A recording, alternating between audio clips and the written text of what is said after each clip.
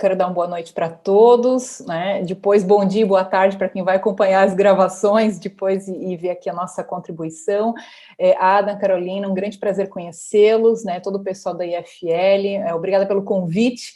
E trazer aqui um pouquinho do personal branding, né, para todos os associados. A gente propõe aqui esse tema orientado à liderança, né, a qual vamos fazer refletir, todos nós vamos refletir e perceber as nossas práticas de acordo com as melhores práticas, e no final vamos ter um agradável bate-papo também com a intervenção da audiência, né, o pessoal que está nos acompanhando, aproveite os canais, envie sua pergunta, vamos enriquecer mais ainda este momento. Posso compartilhar a tela e começar aqui, então? Por favor. Então, vamos lá, gente. Eu vou compartilhar aqui minha tela. Maravilha. Todos vendo, né? Então, muito boa noite. Vamos falar sobre personal branding para lideranças, tá?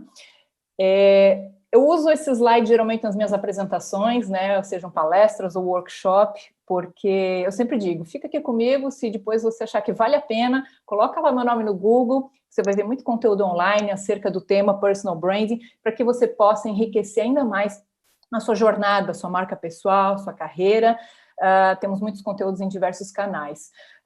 E hoje a questão do Google não quer dizer que se você não está nele, você não exista, né? Mas certamente você deve estar perdendo boas oportunidades, né? Então, a questão de presença no Google torna as oportunidades mais acessíveis a você. Então, depois, por favor, fique à vontade para se conectar comigo, seja o canal de sua preferência, LinkedIn, Instagram, YouTube, né? Será um grande prazer entender que esse momento nos conecta e que a partir daqui podemos trilhar uma jornada juntos.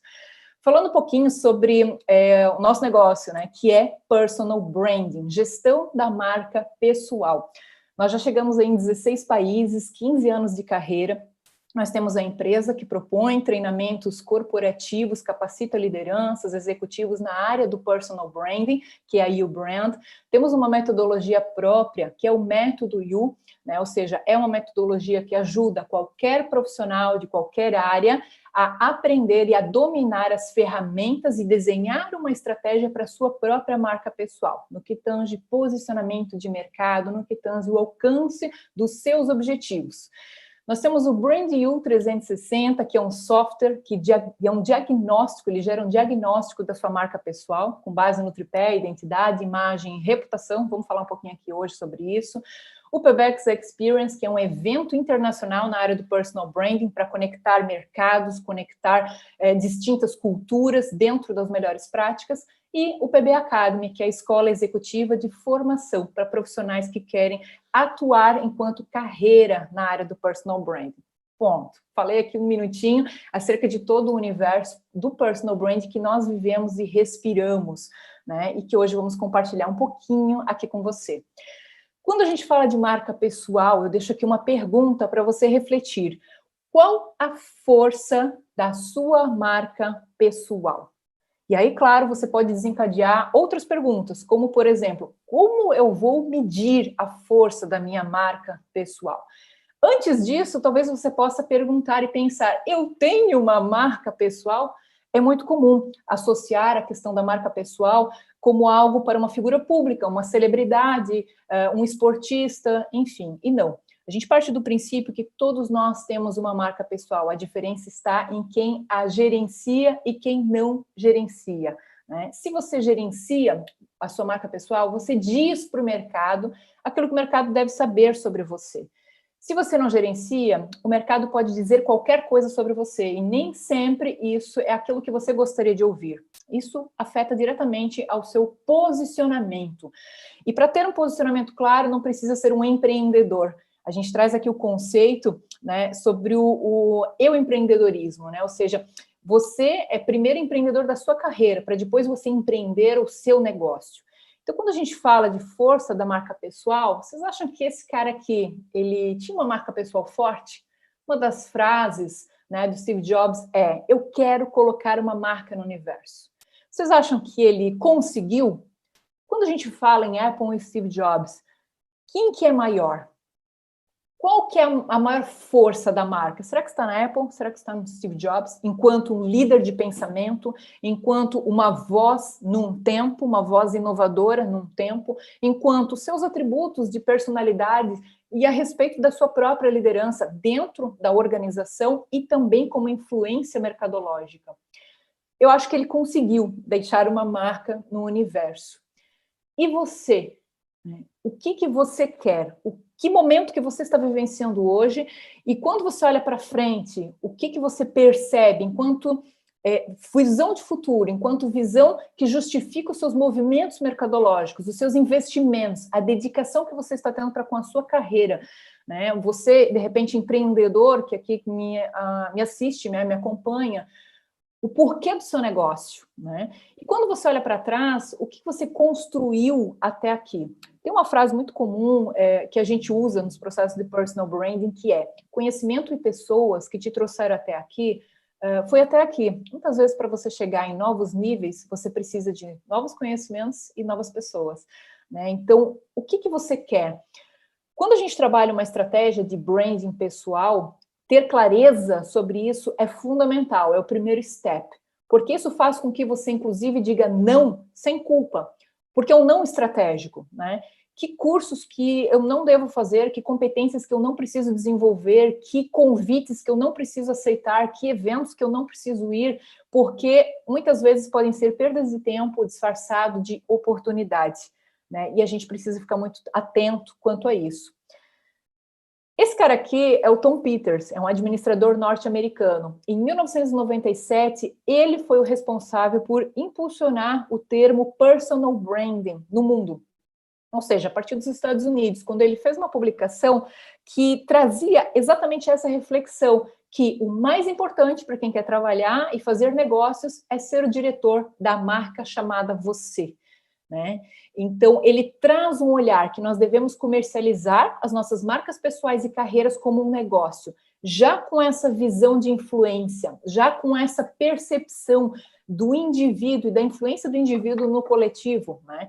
Quando a gente fala de organização, a organização, inclusive, é um conjunto de pessoas que devem estar olhando, né, para o mesmo lugar, para o mesmo ideal, né, buscando a mesma coisa, né? Então, a influência invisível também permeia uma organização.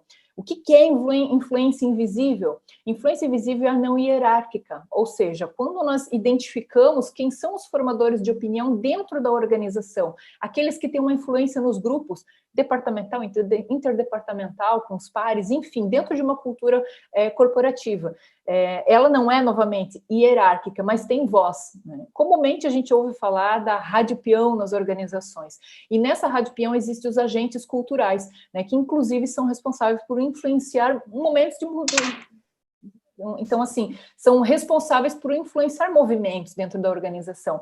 E quando o Tom Peters ele chama atenção para isso, ele não está falando somente nesse sentido para dentro da organização, mas também mercadológico. Você precisa ser protagonista.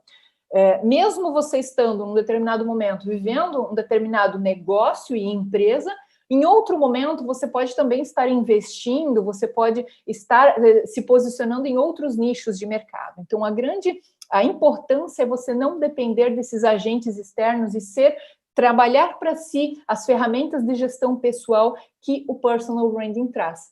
Para a gente nivelar um pouquinho, então, existem esses três conceitos: marca pessoal, marketing pessoal e personal branding. O que acontece é que as pessoas, muitas vezes, elas confundem os três.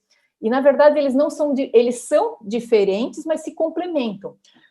O mais conhecido, talvez, deles é o tal do marketing pessoal, e que muitas vezes é conhecido como autopromoção, e que é uma má prática do marketing pessoal. É o marketing pessoal mal feito, né? Colocando o indivíduo no centro e trazendo os holofotes para ele, né? Quem nunca conheceu algum líder pavão, né, que gosta de ser o centro das atenções, que celebra os resultados trazendo as honras para ele, e por aí vai. Trouxe aqui para um aspecto de uma liderança dentro da organização, mas é claro que se a gente for trazer exemplos mercadológicos também, tem várias práticas, né? É a pessoa que chega num evento e não sabe estar, ela fala mais do que ouve, ela interrompe, ela é mais interesseira do que interessante. É isso que ocasiona o marketing pessoal mal feito. Antes de entrar aqui um pouquinho mais no marketing pessoal, a gente fala de marca pessoal. Se fosse definir marca pessoal em uma palavra, seria essência. Ou seja, todos nós temos um DNA único. Isso a genética já nos fala, né? Somos seres biológicos.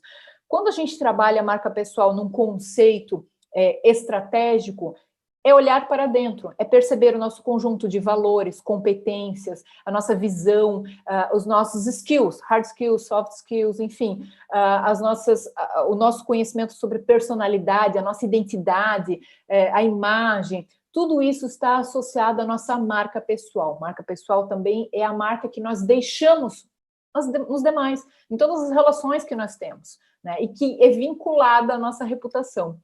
Quando a gente fala de marketing pessoal, é um conjunto de práticas não de autopromoção, mas para você conseguir promover aquilo que você oferta de valor para os teus stakeholders, para os teus agentes de influência. Ou seja, qual é o valor projetado que você quer que seja percebido pela tua audiência, pelo teu público, para que não haja um gap entre eles, né? Uma boa prática de marketing pessoal, um conjunto, melhor dizer, de práticas de marketing pessoal, vão trazer para você uma assertividade de comunicação e de posicionamento, seja ela qual for, né? Seja como a gente fala no online, quando a gente fala no offline, em eventos, dentro da organização, na internet, enfim, né? O marketing pessoal, ele precisa vir alinhado a uma estratégia e precisa ser práticas constantes, que possam ser, inclusive, mensuráveis. E precisam ser autênticas. Essas ações precisam estar vinculadas à autenticidade da sua marca pessoal, senão você corre o risco de realizar aí algumas cópias de ações e elas não serem efetivas para você. Então, esse marketing pessoal precisa ser bem feito, respeitando o seu fator único, a sua autenticidade. E o marketing pessoal bem feito, inclusive, ele é muito baseado em resultados, né? Até tem uma frase que diz: aquilo que você faz fala tão alto que eu não consigo te ouvir. O Nizam Guanais, um dos grandes publicitários que temos no Brasil, alguns anos atrás, ele falou sobre isso, que a era do marketing pessoal havia acabado, já era. E que hoje o grande marketing pessoal é deixar com que os seus resultados falem por si. Isso é uma verdade. Não adianta nós termos grandes promessas, né, grandes discursos, e os resultados não forem consistentes de acordo. Porém, quando você tem resultados, você precisa saber propagar esses resultados também, de uma maneira coerente, de uma maneira a somar mais valor para quem você é enquanto profissional, para aquilo que você gera. Identificar os seus diferenciais e transformar numa vantagem competitiva é muito importante. Entender aquilo que são os seus skills, aquilo que é essencial para a atividade que você propõe, mas também aquilo que é uma demanda mercadológica, ou seja, o mercado está demandando de determinado conjunto de competências ou habilidades ou forma de estar e que está em escassez no mercado. Então, eu posso buscar desenvolver isso para justamente me tornar mais relevante para esse mercado. Isso é visão estratégica. É você não olhar só para dentro, é você primeiro olhar para dentro, mas conseguir olhar para fora, olhar para os players, entender um pouco de tendência, o que está acontecendo com a economia, com a política, com o cenário na indústria que você está posicionado, como que você trabalha o desenvolvimento da sua carreira, da sua marca pessoal com relação a isso. O personal branding é um processo de gestão pessoal, é onde envolve tudo isso de uma maneira contínua. Então, não existe um momento que você pratica personal branding. Personal branding é como você fazer a gestão financeira. Não existe um momento que você deve fazer a sua gestão financeira. Ela deve ser contínua, para que você possa entender fluxo de caixa, entender investimentos, entender poupança, enfim, os seus ativos, patrimônio. A mesma coisa é o personal branding. A mesma coisa seria a gestão da nossa saúde. Não basta um momento que você vai fazer dieta ou vai se alimentar bem uma semana. Você precisa entender os indicadores do seu corpo, né? Entender como estão as vitaminas no seu organismo, entender e investigar se você tiver algum problema, buscar um médico, consulta, análises, enfim, tudo isso. O personal branding é a mesma coisa. Não adianta você buscar quando você está em crise, né? Claro, vamos dizer assim, não adianta. Adianta, mas você já vai estar remediando algo que você deveria ter tratado no planejamento. De formação, eu sou relações públicas, então trabalhei muito nas organizações, junto com executivos, e RP é um profissional, se tiver algum RP me ouvindo vai concordar certamente, que ou ele é chamado para o planejamento ou para bombeiro, para apagar crise, né? Então, quando ele não está planejando, ele está apagando crises. E isso é um aspecto muito interessante, porque nós precisamos desenvolver a cultura do planejamento, né? Nas organizações, muitas delas têm essa cultura do planejamento, né, de projeção de cenários, e nós, enquanto indivíduos, precisamos fazer isso. Nesse momento, inclusive, que nós vivemos, né, esse cenário que não estava previsto, tenho certeza que para ninguém, em nenhuma economia, né, em nenhuma cultura, muitos que não se planejaram, e não estou dizendo se planejar para uma crise como esta, mas se planejar para qualquer situação, qualquer eventualidade, estão, de repente, sentindo com muito mais força, economicamente falando, ou em questão, nas questões emocionais, porque também precisamos fazer a gestão das nossas emoções, né? Então, quando a gente fala de personal branding, a gente fala de olhar 360 para a nossa marca pessoal, para os investimentos que nós fazemos em nós, investimentos no desenvolvimento pessoal e profissional, como que nós cuidamos da nossa imagem, como que nós cuidamos do nosso modelo de negócio, a nossa rede de relacionamentos, né, o capital relacional, que é muito diferente de networking, né, a mesma coisa seria confundir contato com conexão, né, e networking com capital relacional, né, ou seja, você pode conhecer muitas pessoas, mas você não ter influência nos nichos onde você é conhecido. Você pode ter muitos contatos no LinkedIn ou no Instagram ou no Facebook, eles você até conhecê-los, mas eles não lhe conhecem em profundidade para gerar realmente um capital relacional, aquele que você pode contar, que você oferta valor e que você recebe valor genuíno e de longo prazo. O personal branding traz uma visão ampla, com ferramentas, com processo, para que você venha cuidar do seu maior ativo, que é a sua marca pessoal, que está em constante desenvolvimento. Trazer do inconsciente para o consciente é trazer a luz para você fazer gestão. A imagem, por exemplo, a reputação. Quantas pessoas ficam na zona do achismo, do feeling, né, como a gente fala? Eu acredito que eu estou agradando, ou minha performance naquela reunião, ou nós não fechamos esse contrato por causa... E são feelings, né? Eu acredito que a reputação que eu tenho é essa, ou que a minha imagem está transmitindo isso ou aquilo, mas são feelings, né? E por isso que a gente desenvolveu o Brand 360, que é um diagnóstico que ajuda a sair dessa área do feeling para trazer indicadores para que a gente possa perceber melhor o impacto que nós temos na nossa rede, e isso é muito importante, porque aí começa a trabalhar o personal branding. Eu preciso gerenciar o artigo que eu estou escrevendo, o evento que eu vou, qual é o objetivo que eu tenho por trás disso tudo, né? E como que eu trabalho num linear de gerar valor para o outro. Então, para a gente passar para o próximo slide, uma frase muito comum, que pode ser dita aí nos encontros presenciais, né, quando a gente vai conhecer alguém pela primeira vez e ter um impacto, né, do first contact, o que eu posso fazer por você? Em vez de já estar num evento trocando cartões e pensando o que ele pode fazer por mim, né, o que o outro pode fazer por mim. Então, são questões comportamentais muito sutis, mas que criam uma primeira impressão muitas vezes mais impactante e que constroem conexões que, às vezes, num evento, num lugar presencial, é um ponto de encontro, mas que vão ser desenvolvidas por outros canais, por online ou por outras oportunidades. Gosto também desse conceito, que marca é saber fazer a promessa certa, entregá-la, ganhando assim o direito de fazer novas promessas no futuro. Ou seja, falar de promessa é muito importante, né? E quando a gente fala de promessa, a gente está falando da nossa palavra, né? Eu te dou uma palavra, e quando a gente cumpre essa palavra, isso já soma para nós. Temos crédito. Isso nos garante o direito de fazer novas promessas. Então, uma organização que cumpre aquilo que ela está prometendo na sua oferta, ela entrega de fato aquele produto, aquele serviço, ela não, nem se trata aqui de superar uma expectativa de um cliente ou do público interno, mas de atender, porque há tanta questão que envolve credibilidade que muitas vezes se está se focando em grandes promessas, mas não se está atingindo o mínimo da entrega, né? É como uma organização investir muito dinheiro na publicidade, na propaganda e perder o cliente no PDV. Então, tem muitos profissionais assim, né? Muitas vezes a liderança é assim, ou seja, você promete, você entrega um discurso motivacional, um discurso para engajar, mas na hora de desdobrar isso, na hora do vamos ver, a gente vê que aquela promessa não foi bem assim, né? Então a gente precisa olhar um pouquinho mais, desde as pequenas promessas às maiores, o quanto esses pequenos pontos, a gente fala, né? Todo ponto de contato com a marca pessoal importa, o quanto esses pontos estão falando sobre nós, né? O quanto nós precisamos ter atenção quanto a eles, e claro, somos seres humanos, podemos errar, podemos falhar, mas é o como que nós reagimos a isso, né?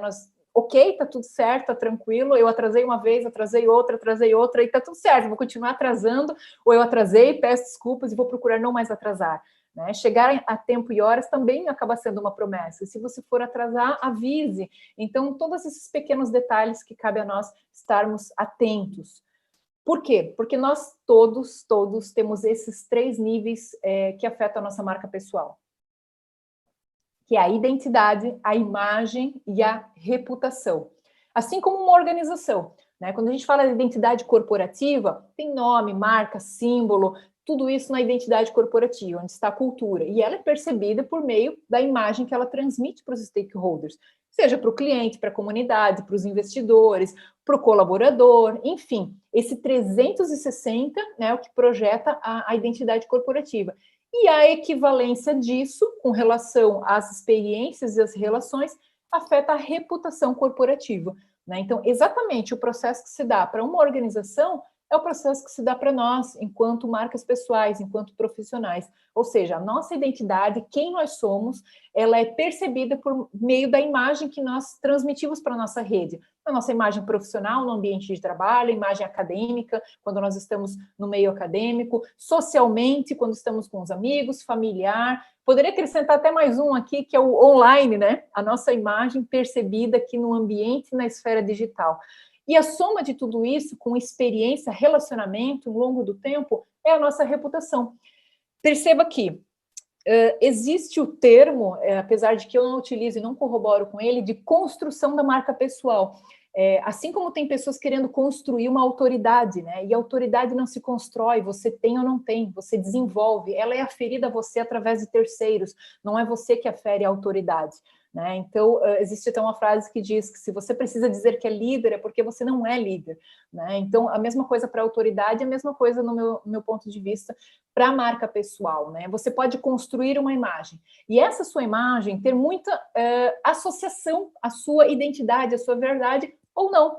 Você pode construir uma imagem totalmente fake, né, para influenciar, para você galgar novos níveis na sua carreira ou interesses pontuais que você tenha, mas talvez ao longo do prazo, ao longo do tempo, você não vai conseguir sustentar isso, né, porque você criou algo que, de fato, afeta os seus valores, né? E eu acho que a frase que você pode enganar alguns por um tempo, mas todos a todo tempo não é possível, eu acho que é uma grande verdade. Então, podemos construir uma imagem e essa imagem precisa ser alinhada com a nossa identidade. E isso vai somar pontos para a marca pessoal, para a força da sua marca pessoal. E a reputação, ela já não é possível ser construída de uma hora para outra, né? A imagem, você pode fazer um bom trabalho de fotografia, um bom trabalho de redes sociais, um bom trabalho de consultoria de imagem, uma repaginada no visual, e tudo isso influencia, porque todo o nosso vestuário, as cores, os acessórios, tudo comunica sobre nós, nossos gostos, preferências e personalidades. Reputação já está associada à nossa promessa e à nossa entrega, né? Ou seja, o nosso discurso e a nossa prática, né? E com relação às experiências que as pessoas têm conosco, então, tanto para a marca pessoal quanto para a marca corporativa. Eu acredito que todos aqui conheçam o site Reclame Aqui, onde todo consumidor pode ter uma voz, né, e falar sobre a sua experiência com uma empresa, com um produto, com um serviço. Minha pergunta é, já pensou se o Reclame Aqui fosse aberto a pessoas? Se pudéssemos pesquisar a reputação das pessoas no Reclame Aqui, quantas pessoas poderiam estar falando? Seria, no mínimo, interessante, né? Mas as empresas estão expostas a isso e, é claro, é necessário saber reclamar, porque senão o próprio reclamante pode ter aí um problema jurídico. Mas é esse o exemplo que fala e a diferença sobre a questão de uma imagem estratégica e da reputação. Reputação não é o que você fala sobre você, mas os demais falam sobre você. Tem outra frase, eu sou cheia delas, que fala que nós devemos nos preocupar com a nossa reputação, sim, mais do que isso, o nosso caráter, né, que está vinculado à essência da nossa marca pessoal, da nossa identidade. E quando a gente olha para esse viés aqui, dessas 3 esferas, nós percebemos, e ao longo da nossa jornada aí de 15 anos trabalhando, né, com pessoas também e negócios, a gente percebe que tem muitas pessoas que estão em fases da vida distintas e que podem ter crises na área da reputação, né, e precisam de um trabalho de assessoria de imprensa, relações públicas, personal branding, enfim, precisam trabalhar esse momento onde foram afetados, e a gente consegue ver influencers políticos, enfim, uma série de... Mas, assim, não se cabe somente a pessoas públicas. Você, de repente, que está me ouvindo, já pode ter passado por uma situação que impactou, arranhou a sua reputação lá na sua organização, na sua rede de relacionamentos. Outras situações podem ser uma crise na imagem, né, pode ter afetado a imagem, e outras estão passando por crise de identidade, que é algo muito mais individual e particular, né, e que afeta as questões emocionais. Então, a gente encontra pessoas com desafios, né, e problemas, muitas vezes, nessas 3 vieses. Para cada um existe uma forma de trabalhar. Gostaria aqui de partilhar com o público essa comparação, né, entre a gente trabalhar o corporate branding, ou seja, o branding corporativo, né, o conjunto de atributos intangíveis de uma marca corporativa com viés na cultura, e o personal branding, que não é só a sua imagem, que não é só o seu marketing pessoal, que é um conjunto que parte de dentro para fora do seu DNA, da sua essência, a realmente todos os pontos de contato. Quanto maior a coerência entre todos eles, mais força sua marca pessoal terá. E eu acredito que, se não todos, mas a grande maioria aqui já ouviu falar, né, do VUCA, mundo VUCA, né? A gente até brinca, né? O VUCA World é para o resto do mundo, para o Brasil é MUVUCA, né? Mas o mundo VUCA é uma realidade talvez muito forte agora, né, que nós vivenciamos, inclusive, que fala sobre um mundo volátil, incerto, caótico e ambíguo. E como que nós, enquanto profissionais, desenvolvemos as nossas competências e nos movimentamos dentro desse cenário, né? Que tipo de mindset que nós temos que ter? Como que nós gerimos a nossa marca pessoal nesse contexto? Entendendo que, se você é empreendedor, você não pode se preocupar só com o seu cliente, só com o produto, serviço e cliente. Você tem toda uma cadeia de relacionamento e que você está gerando valor, né? Assim como o profissional precisa do cliente, precisa do fornecedor. Então, é uma cadeia, onde um vai gerando valor para o outro. É claro que, quando a gente analisa uma SWOT pessoal, análise SWOT conhecida, ferramenta super conhecida, né, de administração, e que é usada pelas organizações, mas quando a gente traz ela para a esfera pessoal, a gente também trabalha essa questão dos pontos fortes, fracos, oportunidades e ameaças, que é um cenário de variáveis incontroláveis. Como, muito bem dito, acho que é esse que nós estamos vivendo, que não se imaginava e que está exigindo, né, skills, ou adquirir novos skills, ou realizar gestão daquilo que não se fazia talvez tão bem a gestão, nesse cenário, muitas vezes na linha da sobrevivência, outras vezes na linha da adaptabilidade, outras vezes na linha do encontrar uma oportunidade no meio de tudo isso. Cada um vai reagir de uma forma, dentro de determinado contexto. Eu concordo muito, eu já ouvi falar, e recentemente por muitos, a questão de que nós não estamos todos no mesmo barco, nós estamos todos no mesmo oceano, mas com barcos distintos, né? E isso fala sobre a particularidade de cada indivíduo, da preparação de cada um, do momento, do posicionamento de cada um, de como está enfrentando tudo isso, né? Fato é que o VUCA World é uma realidade, né? E como que nós olhamos para isso e nós trabalhamos também esse mundo líquido, podemos assim dizer, né? Como que nós conseguimos ser sólidos no mundo líquido? Isso não está dizendo que nós precisamos ser líquidos para ter uma adaptabilidade, mas como que nós conseguimos ser consistentes num mundo em constante mudança, em velocidades, em incertezas, né? Como que nós conseguimos olhar e perceber que eu preciso gerenciar, eu não posso mais esperar, eu não posso mais deixar acontecer, né? Eu preciso realmente ter um tempo de gestão pessoal para olhar para tudo isso e perceber o meu contexto, o meu cenário, o meu papel no cenário, né? E aí o Fórum Econômico Mundial, né, ele traz algumas habilidades, né, para 2020, para esse ano que nós estamos vivendo, que precisa ter, né, e dentro delas aí a resolução de problemas complexos, o pensamento crítico, talvez essa eu destacaria como uma das mais importantes aqui a se pensar, o quanto de pensamento crítico nós estamos desenvolvendo, ou quanto que essa bolha, muitas vezes, que nós vivemos ou nos colocamos, faz com que nós tenhamos um pensamento unilateral, ou venhamos a ingerir as informações sem processar, sem analisar, né? As redes sociais estão aí para isso, né? A bolha dos algoritmos, enfim, o quanto que nós conseguimos pensar, criticar, analisar, realizar conjecturas sobre as informações que estão nos chegando, né? O boom das fake news, o quanto que isso pode afetar a credibilidade de uma marca pessoal. Quando você repassa, quando você não investiga, quando você se posiciona de uma maneira errônea quanto ao assunto, enfim. Então, a gente precisa olhar e perceber um pouquinho isso. A colaboração, a inteligência emocional, acho que é outro skill fortíssimo, né, para esse tempo e que talvez, às vezes, deixado de lado, né, e a gente já sabe de vários dados que falam que as organizações hoje, elas não demitem por questão de hard skill e sim soft skill, ou seja, as competências comportamentais sempre foram cruciais, né, e talvez nesse momento agora, a liderança precisa também se reinventar, repensar as novas práticas e hábitos, porque está sendo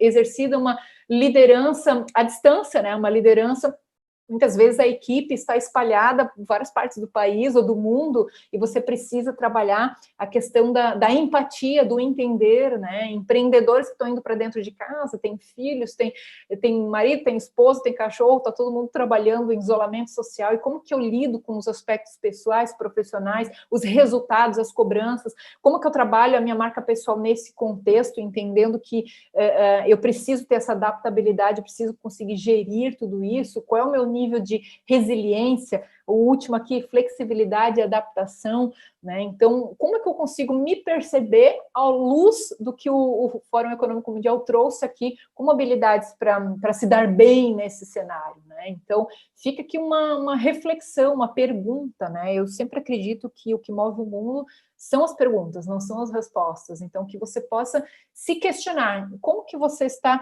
essa orientação em servir, né? Então, como que essas competências aqui, elas são latentes para você? O que daqui, de repente, você precisa buscar mais e que vai fazer com que dê uma melhor performance? Eu acredito numa performance interna, principalmente. Acho que a melhor performance primeiro precisa ser interna. Não adianta eu mostrar para o outro um conjunto de habilidades e técnicas e por dentro eu estar desmoronando. Então, isso fala do equilíbrio da inteligência emocional, né? De eu conseguir, até da curva de resiliência, né? Mudar hábitos. Tem pessoas que são mais resistentes à mudança, outras menos. Perfil comportamental explica isso. Mas como que eu consigo olhar para tudo isso e perceber o meu momento, o meu papel e como que eu posso usar tudo isso agora, então, para posicionar, para destacar minha marca pessoal? De repente, nesse momento agora, estão surgindo grandes líderes, de novo, com uma influência invisível, líderes não hierárquicos e que estão liderando a voz do pensamento, né? Então, liderando as equipes no que tange a questão emocional. Então, tem muita coisa surgindo, muitas pessoas se revelando, tanto para o bem quanto para o mal, né? No sentido de gerar valor para o outro, né? Seja na esfera pessoal ou profissional. Então, acho que esse momento, mais do que desejar chegar num lugar pós-cenário de pandemia, é perceber como que nós estamos nos desenvolvendo na jornada. Né, negócios que estão sendo repensados, modelos de negócios, práticas, de repente essa aceleração para o digital, que antes era resistência de muitas empresas, até profissionais, agora fomos forçados para isso, algumas empresas foram forçadas para isso, então perceber todo esse cenário, como que você posiciona a sua marca pessoal nesse contexto. Quanto à questão do personal branding no mundo, esse é um gráfico do Google Trends, que fala sobre a tendência do comportamento do consumidor online, e ele mostra, numa linha de 10 anos, o quanto o termo, isso não é Brasil, é mundo, tá? Ele é crescente. Ou seja, quando nós procuramos no Google, em esfera mundial, o quanto que, no Google Trends, o quanto que tem demonstrado o interesse do público pela terminologia. Eu quero entender o que é personal brand, eu quero perceber como que eu inicio a gestão da minha marca pessoal, eu quero perceber qual é a amplitude, as possibilidades, os benefícios, né? Dentro do corporate branding, né, do branding corporativo, a gente tem o brand equity, né, que fala sobre o valor da marca. E a gente já sabe que o valor da marca não é medido por quantos computadores ou materiais ou cadeiras e mesas uma organização tem. né? E sim o valor da marca, um atributo intangível, né? Quanto que vale a marca Coca-Cola? Certamente não tem equivalência só ao patrimônio líquido dela, né? E sim tudo isso, marcas que estão na bolsa de valores e tudo mais, né? Então, quando a gente percebe essa questão do brand equity pessoal, a gente também começa a analisar e entender que ele é um fruto final de todo um processo de personal branding. Se eu trabalho várias ações, investimentos e gestão, é porque eu quero gerar um valor projetado e percebido pela minha audiência e real. Ele não é só intencional, ele é real, né? Ou seja, realmente a minha audiência está conseguindo perceber e entender esse valor, faz com que você saia, inclusive, de um mercado de precificação e entre para um mercado de valor, né? E isso é uma prática de produtos, né? Ou você está na linha da diferenciação, ou você entra quase sendo um commodity, e nós não devemos ser marcas pessoais commodities, nós precisamos saber trabalhar o nosso valor para o mercado, para os nossos times, para a nossa organização, a marca enquanto líder, né? E o personal branding traz esse conjunto de ferramentas. De 97 para agora, são poucos anos, então personal branding não é uma onda, não é modismo, é algo que veio para ficar e que já é global, né? Se hoje você pesquisar, você vai ver no mundo inteiro profissionais posicionados, nós mesmos temos contatos com profissionais em muitos países, e é onde a gente percebe cenários distintos, mas a mesma prática ganhando cada vez mais força. Inclusive, nós acreditamos exatamente nisso. Esse cenário que nós vivemos vem para acelerar ainda mais o poder do indivíduo. Quando a gente fala de organização, já faz um tempo que o CEO deixou de ser o único porta-voz, né? Ou seja, que somente a palavra do CEO tem poder ou influência. Hoje nós sabemos o poder dos colaboradores, o poder de toda uma liderança no que tange a confiabilidade, a credibilidade ao estar se reportando e falando de um ambiente cultural, de uma empresa, né? Por quê? Porque o colaborador é o primeiro advogado da marca, não é o cliente, né? O primeiro é o que está internamente, né? Ele que ajuda a propagar a força, né? A propagar a promessa dessa marca, é ele. E depois vem os outros públicos, né? Então a gente precisa perceber e entender que hoje, e nós vivemos isso, de novo, em distintas realidades, cargos e nichos de mercado, e hoje só tem a ganhar quem realmente adota essas ferramentas para a prática de gestão pessoal, porque não dá mais para esperar, né? Pelo governo, pela economia, pelo RH, para investir no desenvolvimento da carreira, esperar que, de repente, alguém venha fazer um convite, eu estou torcendo para isso, e se fizer o convite, a minha vida vai mudar. Né? Não, você precisa criar oportunidades se você não as vislumbra, se elas não chegam até você. E uma frase do personal branding é mais ou menos assim, né? Você cuida do seu jardim e as borboletas vêm, você não precisa sair caçando borboletas, né? E isso é uma forma bem lúdica de falar sobre o que é o personal branding. Você faz a gestão da sua marca pessoal e quem vê o seu valor vem, os convites vêm, as oportunidades vêm, e cabe a você analisar à luz da sua estratégia se elas são realmente uma oportunidade, se de fato fazem parte da sua estratégia, você vai tomar decisão positiva quanto a elas, ou se você vai dar um no-go e não faz parte. A Edelman é uma das maiores agências de relações públicas global, que tem todos os anos, né, o Trust Barometer, onde fala e pesquisa, né, em contexto global a questão da confiança. Eu vou deixar esse link aqui para vocês, né, edelman.com.br/blog/ o novo pacto de confiança.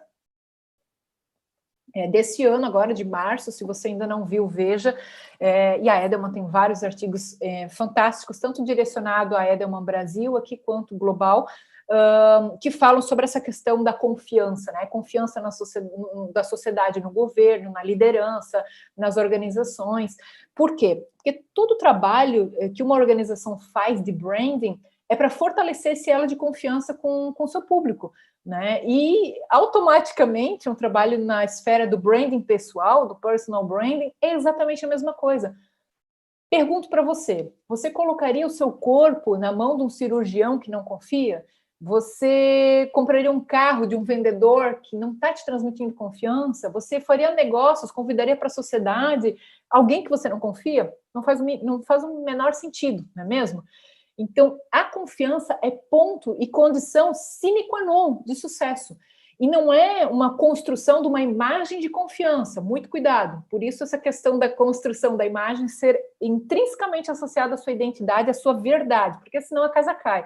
Né? Mas sim, uma questão de confiança ser trabalhada, inclusive, num processo de melhoria contínua, né? Eu preciso projetar aquilo que eu sou, aquilo que eu defendo, aquilo que com afinco eu trabalho para realmente estar na melhor versão dentro da ética, dentro da própria política, das crenças, dos valores, daquilo que você tem como promessa para os seus públicos, promessa para o mercado, né? Então, a Edelman, ela traz esse novo pacto de confiança e tem algo que eu trouxe alguns bullet points apenas aqui, depois eu convido vocês que tenham um interesse maior no assunto a aprofundar, lá no site da Edelman, que fala sobre uma dispersão da autoridade, que transformou o mundo hierarquizado em um mundo conduzido por pares. As pessoas agora dão mais atenção umas às outras do que aos líderes. Então, já faz tempo que formador de opinião era, né, somente a celebridade, era o apresentador de TV, era aquele artista, né? Hoje a gente já não está falando dos grandes influenciadores de massa da mídia televisiva, estamos falando de micro-influenciadores, nichos, estamos falando da influência de um líder dentro de uma organização que movimenta a cultura, de influência invisível, que não é hierárquica, do quanto a opinião do amigo, do vizinho, do primo, daquela pessoa que eu confio, vale muito mais para mim do que a opinião do Silvio Santos, da Xuxa, enfim, de alguém, de uma figura pública, enfim, reconhecida e tal, mas que não conectou, não gera, o grau de confiança é diferente, né? Então, muitas vezes, e como RP eu vivi um momento que as organizações precisavam se posicionar nas redes sociais e muitas delas tinham resistências quanto a isso, e nesse processo o concorrente vai lá e se posicionava, e você precisava ter políticas claras, porque o seu concorrente está lá, o seu cliente está lá, não tem mais como fugir, você precisa fazer parte do diálogo, né? Vivi esse momento, e esse segundo momento aqui fala, né, exatamente sobre a questão de o quanto o público, os pares, o vizinho, o amigo, o cliente, o outro consumidor também tem uma opinião muito mais relevante, muitas vezes, do que o release no site da empresa.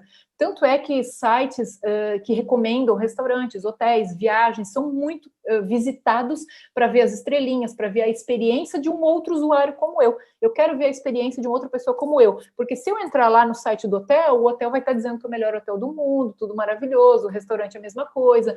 Então, isso gera uma desconfiança. A busca por marcas pessoais autênticas é violenta agora, nesse momento que a gente vive, porque é um mundo de muito ruído. A informação deu um boom muito grande. Então, nós precisamos fazer o quê? Identificar o relevante no meio da massa, identificar o que é valor no meio de tanto ruído, né? É cada vez mais desafiador. Por isso muita informação, é muito Twitter, muitos artigos, muitos portais, muitas notícias. Quem eu vou seguir? Por que eu vou seguir determinadas fontes? Do que eu vou me alimentar, né? E como isso eu vou transformar essa informação em conhecimento em resultado. Então, o fato é que muitas marcas fizeram relacionamentos, né, e acordos e contratos com micro-influenciadores por causa da humanização. A gente vive um momento em que marcas pessoais estão se profissionalizando e marcas corporativas se humanizando. Isso por quê? Para haver mais aproximação, conexão emocional, para haver mais engagement. É por causa disso que, vou usar um exemplo aqui muito conhecido, a Prefeitura de Curitiba, né, um órgão público, né, de uma maneira, assim dizer, né, estruturado, né, público, estruturas mais densas, pesadas, já vem há muito tempo usando uma linguagem extremamente próxima, personificada, de personagem, né? Eu acompanhei por um tempo muito próximo muitas das ações da Prefeitura de Curitiba e tinha pessoas do Brasil inteiro dizendo assim, eu quero te levar para minha casa, a Prefeitura de Curitiba, você é minha amiga, né? Ou seja, personificaram, pegaram uma estrutura hierarquizada, densa, e transformaram num amigo, né? E com isso houve uma conexão, e com uma conexão emocional. E pela conexão emocional, fez muito mais do que pessoas que moravam em Curitiba acompanhar, e sim, fãs, né, da marca pelo Brasil inteiro e talvez até fora do Brasil. Então é um dos cases aí talvez muito conhecidos pelo Brasil e que se trata exatamente disso, de você perceber, e claro, isso precisa ser autêntico, né? Não dá para sair todo mundo querendo criar, ou tiveram outras prefeituras que quiseram copiar e não deu muito certo.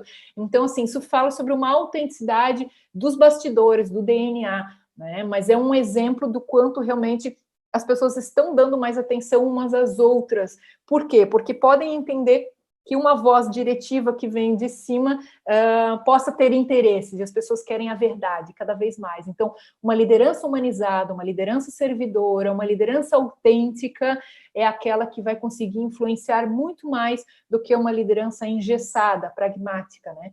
A Edelman ainda fala sobre as mudanças, né, que causaram a necessidade desse novo pacto de confiança entre instituições da sociedade e as pessoas atendidas, essa relação, né, tem muito a ver com dois elementos que são essenciais, que é a efetividade e a conduta ética. Essa questão da ética é um tema muito interessante, porque muitas vezes o profissional pensa que para se diferenciar no mercado, ele precisa fazer um show pirotécnico, né? Ou seja, só quando ele for um grande palestrante internacionalmente reconhecido, ou quando, enfim, site com marca, com uma série de coisas, ou muita presença na imprensa, é que ele vai conseguir destacar e tal. E hoje, cada vez mais, o mais impactante são os pequenos comportamentos, né? Num mundo onde muitas vezes tem se perdido alguns valores, tem se perdido algumas condutas éticas, e isso vem de encontro total à questão da credibilidade e da confiança. Você fazer negócio com uma empresa ou com um profissional uma vez, na minha opinião, não é uma relação, um indicador de efetividade, né?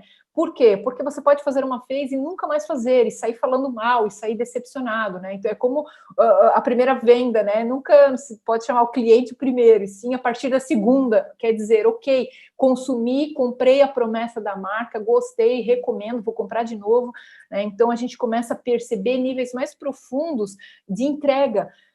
Essas qualidades, na verdade, sempre foram fundamentais, né, em qualquer relação de confiança. O que acontece é que em muitos lugares, tanto para marcas pessoais quanto corporativas, talvez tenham se desgastado, tenha se comprometido, né, e isso faz com que qualquer outro incremento, qualquer outra investimento de energia em imagem e tudo mais, possa cair por terra quando é colocada em xeque-mate essa questão da conduta ética, né? Então, a última frase aqui é bem interessante, né? O que mudou profundamente foram as expectativas sobre o que as instituições devem fazer para cumprir essas promessas, a fim das pessoas poderem confiar nelas. E eu estava conversando aqui em off, né, antes do início da palestra, que por mais que seja um CNPJ negociando com outro CNPJ, sempre vai ser um CPF comprando de outro CPF, é alguém que vai assinar a caneta, é alguém que vai atender o telefone, é alguém que vai apertar a sua mão. Para entender de negócios, é importante entender de pessoas, né? Então, sempre será um relacionamento entre pessoas. Esse gráfico aqui rapidamente fala sobre esses dois termos de confiança, que dá confiança, né? Que é a competência e a ética, são os dois atributos que as pessoas hoje, elas concebem a sua confiança com base nesses dois atributos distintos. Competência de cumprir as promessas, já que eu prometi, ninguém mandou prometer, né? Prometeu, vai cumprir, né? E comportamento ético, fazer a coisa certa, mas também saber trabalhar para melhorar a sociedade, não é somente com interesses individuais, né? E por incrível que pareça, que como o gráfico mostra, não teve empresas que apareceram nesse quadrante da ética e da competência forte, né? Na verdade, os segmentos piores avaliados com base no Trust Barometer da Edelman foi a questão do governo e da imprensa, né? Ou seja, o governo em disparada, né, é o que menos cumpre promessas e que tem mais práticas antiéticas. Depois vem a imprensa, um pouquinho para cima ali ficou ainda com maior questão ética as ONGs, e os negócios ainda têm um pouquinho mais aí de competência, mas ainda apresentam algumas questões antiéticas. E claro, depois vocês acessem lá a pesquisa, vejam toda a base de análise, é bem interessante, mas isso nos faz refletir na relação de negócio, na relação da liderança dentro das organizações, na relação entre as pessoas, né? O quanto que dentro de uma empresa, não é a empresa que não é ética, é um profissional que decide por um comportamento não ético. Concorda comigo? Um computador não pode ser antiético, uma mesa não pode ser antiética, nem uma estante, é uma pessoa, né? E quando você tem várias pessoas numa mesma prática, Automaticamente você tem um conjunto de pessoas e que influencia uma cultura quanto a isso, né? E vai desde pequenas coisas, né? E que pode começar muito cedo, às vezes, na vida de alguém, né? Na carreira. Então, tá aqui alguns pontos, né? Para se pensar e que, claro, a opinião pública, as pessoas, elas, por causa dos relacionamentos, elas colhem essa percepção e a Edelman aqui, anualmente, fazendo a pesquisa, ela tem esse último indicador aqui que nos faz pensar. Esse novo pacto da confiança, ele traz esses dois elementos, né? Ou seja, primeiramente, a confiança deve ser construída por meio da participação. Esse ponto aqui fala para as organizações, mas você, enquanto marca pessoal, você pode olhar para isso aqui e trazer algumas reflexões para você no seu aspecto comportamental, de liderança, ou seja, as pessoas esperam ter suas vozes ouvidas, né?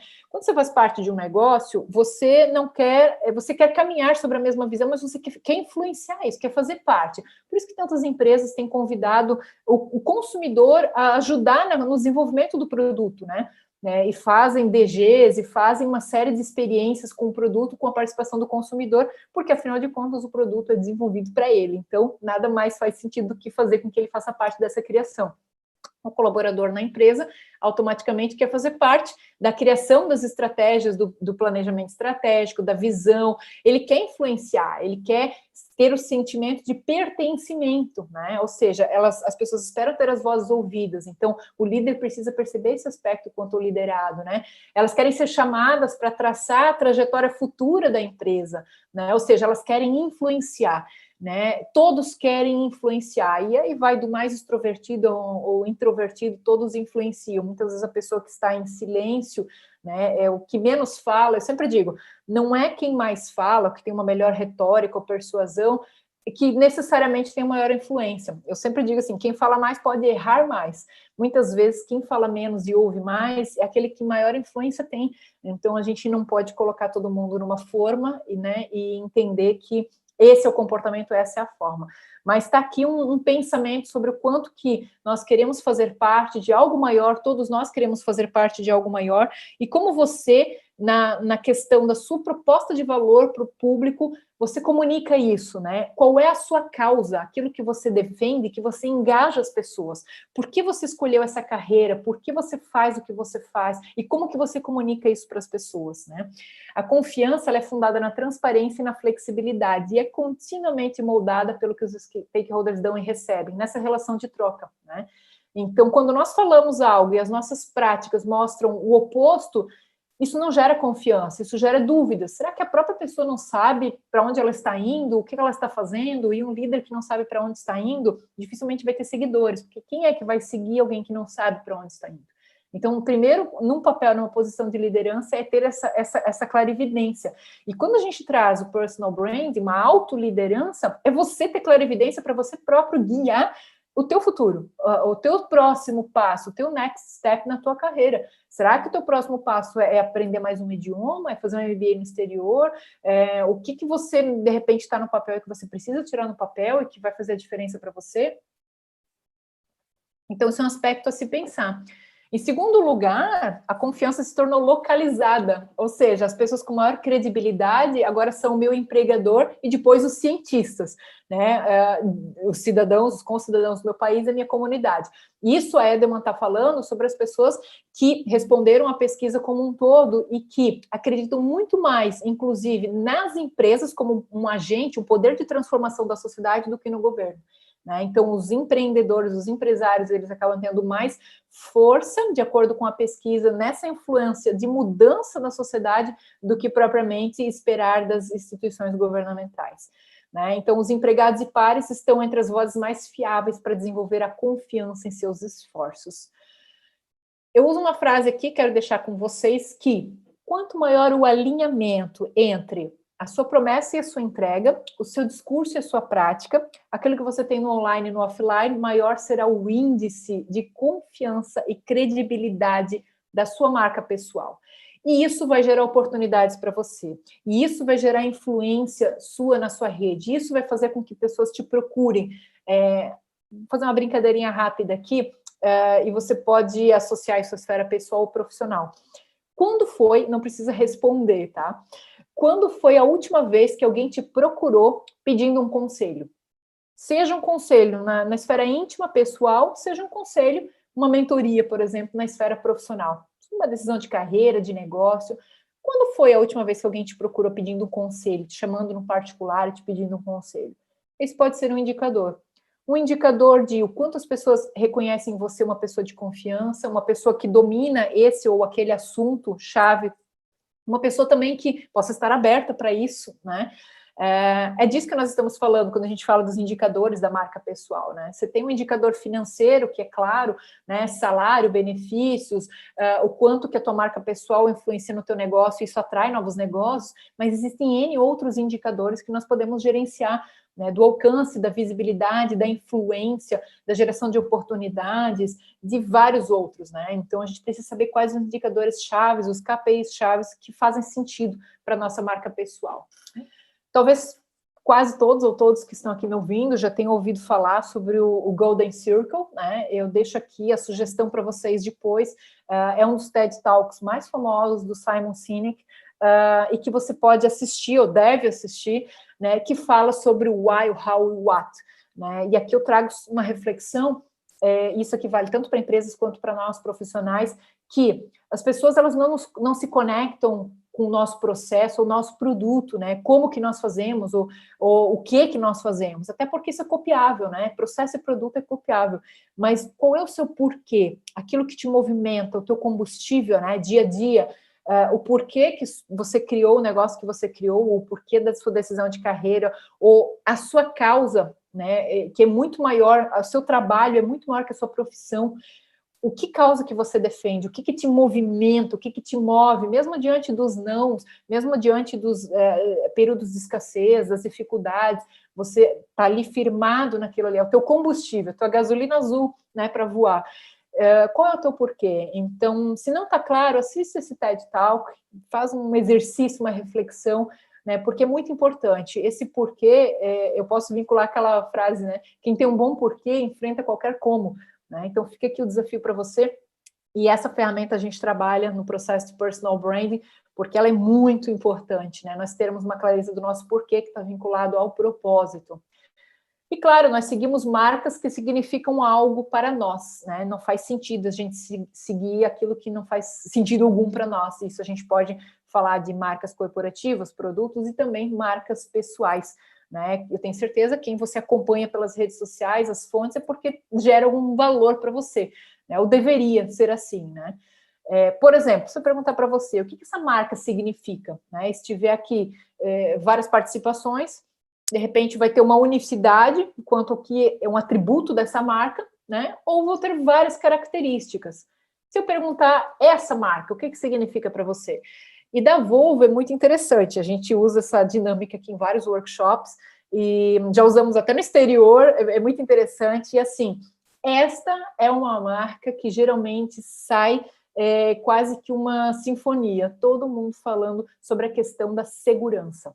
Ou seja, existe um 360, uma visão 360 reconhecido de um atributo dessa marca muito forte, que com nenhuma outra marca acontece. Saem vários atributos, né? Agora, essa marca que ela consegue ter um posicionamento muito forte em cima do atributo de segurança, ao menos já é uma amostra, uma pesquisa que a gente fez e que realmente é incrível, e diferente dessa marca, que é bem interessante, porque cada vez que a gente faz essa dinâmica, depende muito do momento em que nós vivemos. A questão da marca, ela serve a marca país, a marca corporativa, a marca produto e a marca pessoal, né? Então, quando a gente fala da marca Brasil, dependendo do momento que nós estamos vivendo e da onde a gente está fazendo essa pergunta, né, saem várias características, vários atributos, e é sempre uma riqueza muito grande. Então, se eu perguntasse para a sua rede sobre você, né, a Maria, o Pedro, o Antônio, enfim, você que está aqui me assistindo, né, o que significa a marca Antônio, né, para a rede? Certamente seriam vários atributos, né, a forma como a tua rede te vê, te percepciona e o posicionamento. A Rise e Jack Trout falam que posicionamento é uma batalha na mente do teu público-alvo, né, ou seja, o posicionamento que você tem na mente do público. A gente fala de marca pessoal, marca corporativa. Se Magazine Luiza fosse uma pessoa, como será que ela seria? Eu acho que seria assim. A gente está falando aqui, como eu abri a apresentação do Steve Jobs, de marcas pessoais fortes, protagonistas e que influenciam o negócio. Né? Podem influenciar muito por um tempo, depois baixar a influência, podem perpetuar, mesmo depois de não estarem mais presentes no negócio, né? Mas, de fato, são marcas pessoais que influenciam e que podem ser trabalhadas paralelamente a uma marca corporativa. Então, é comumente as pessoas nos procurarem e perguntar, trabalha minha marca pessoal ou minha marca corporativa? Como que eu faço isso? Como que eu não gero um conflito de interesses? Como que eu caso e alinho as estratégias? Enfim, e a gente procura entender cada contexto, né, para dar esse direcionamento. Agora, fato é que você pode trabalhar marca corporativa e marca pessoal e conectar tanto a questão dos pontos de diferenciação quanto os pontos de paridade. O que uma gera de valor para a outra e o que ambas somam, né? Pontos de diferenciação e pontos de paridade. E a hora já vai avançando com muita velocidade, né? Já estamos indo para o final aqui. Existem 3 Cs da marca pessoal que eu quero deixar para você pensar. E esses 3 Cs é o que torna as marcas pessoais fortes. Clareza, coerência e constância. A clareza, que é o primeiro, lembra lá no comecinho, né? Olhar para dentro, né? Eu preciso entender o que eu carrego de valor aqui, os meus atributos, quando eu me posiciono e olho com relação aos outros profissionais no mercado, o que me diferencia, o que eu agrego, né? O que eu tenho de competência essencial, o que dentro da minha trajetória eu consigo trabalhar para o mercado, essa clareza de quem eu sou, o meu diferencial, para quem eu quero gerar valor, porque quem quer falar tudo para todo mundo acaba não falando nada para ninguém, traz assertividade, traz você ter mais assertividade na sua tomada de decisão, até no seu pensamento estratégico. A coerência entre a quem você é e a imagem que você projeta, a tua promessa, a tua entrega, o online, o offline, traz confiabilidade para você. Né? Aumenta o teu percentual de confiança, porque você é uma pessoa coerente, congruente. A constância, né, de você ter uma estratégia, caminhar sobre ela e você ser firme no seu discurso, ser constante naquilo que você acredita, né, e no que você traçou, afeta no seu posicionamento, né? Ou seja, o posicionamento existe em 2 momentos.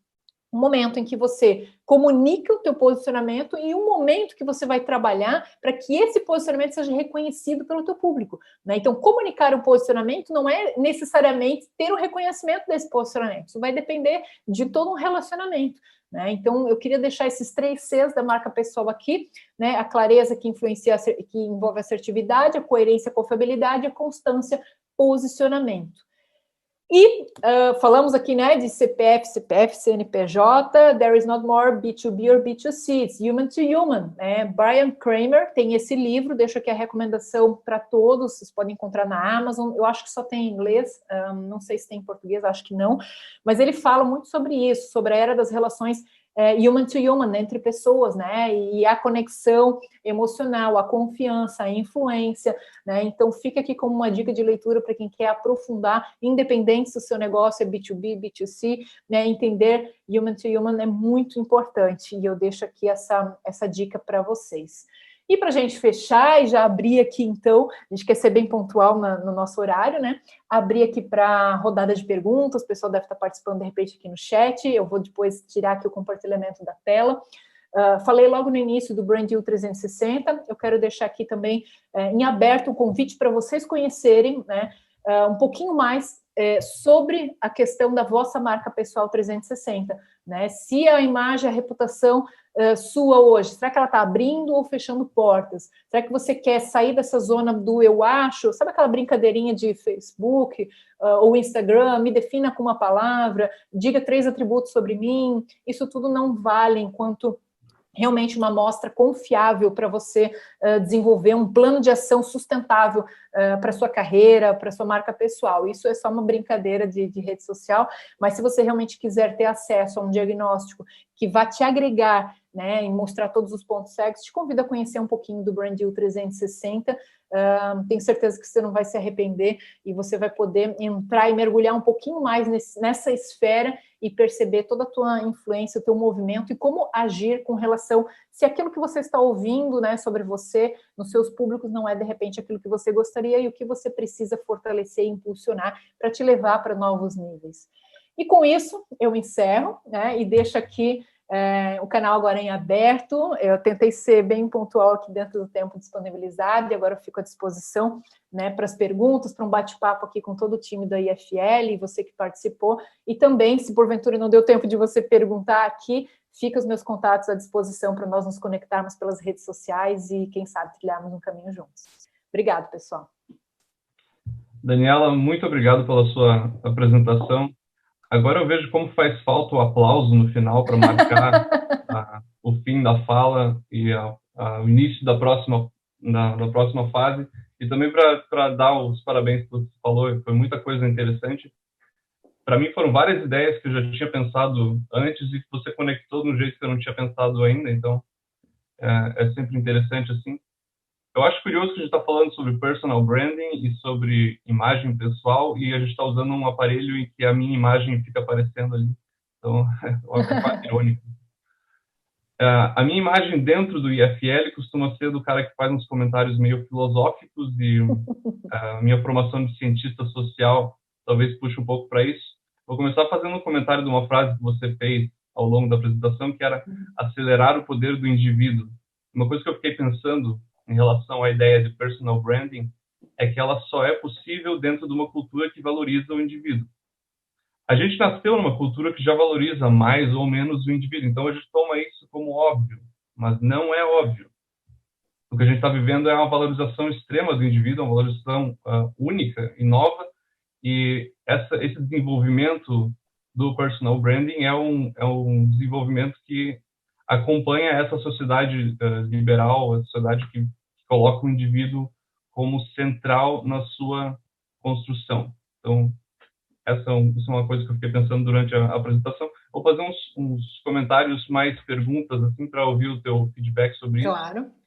A primeira delas é em relação à autenticidade. Uhum.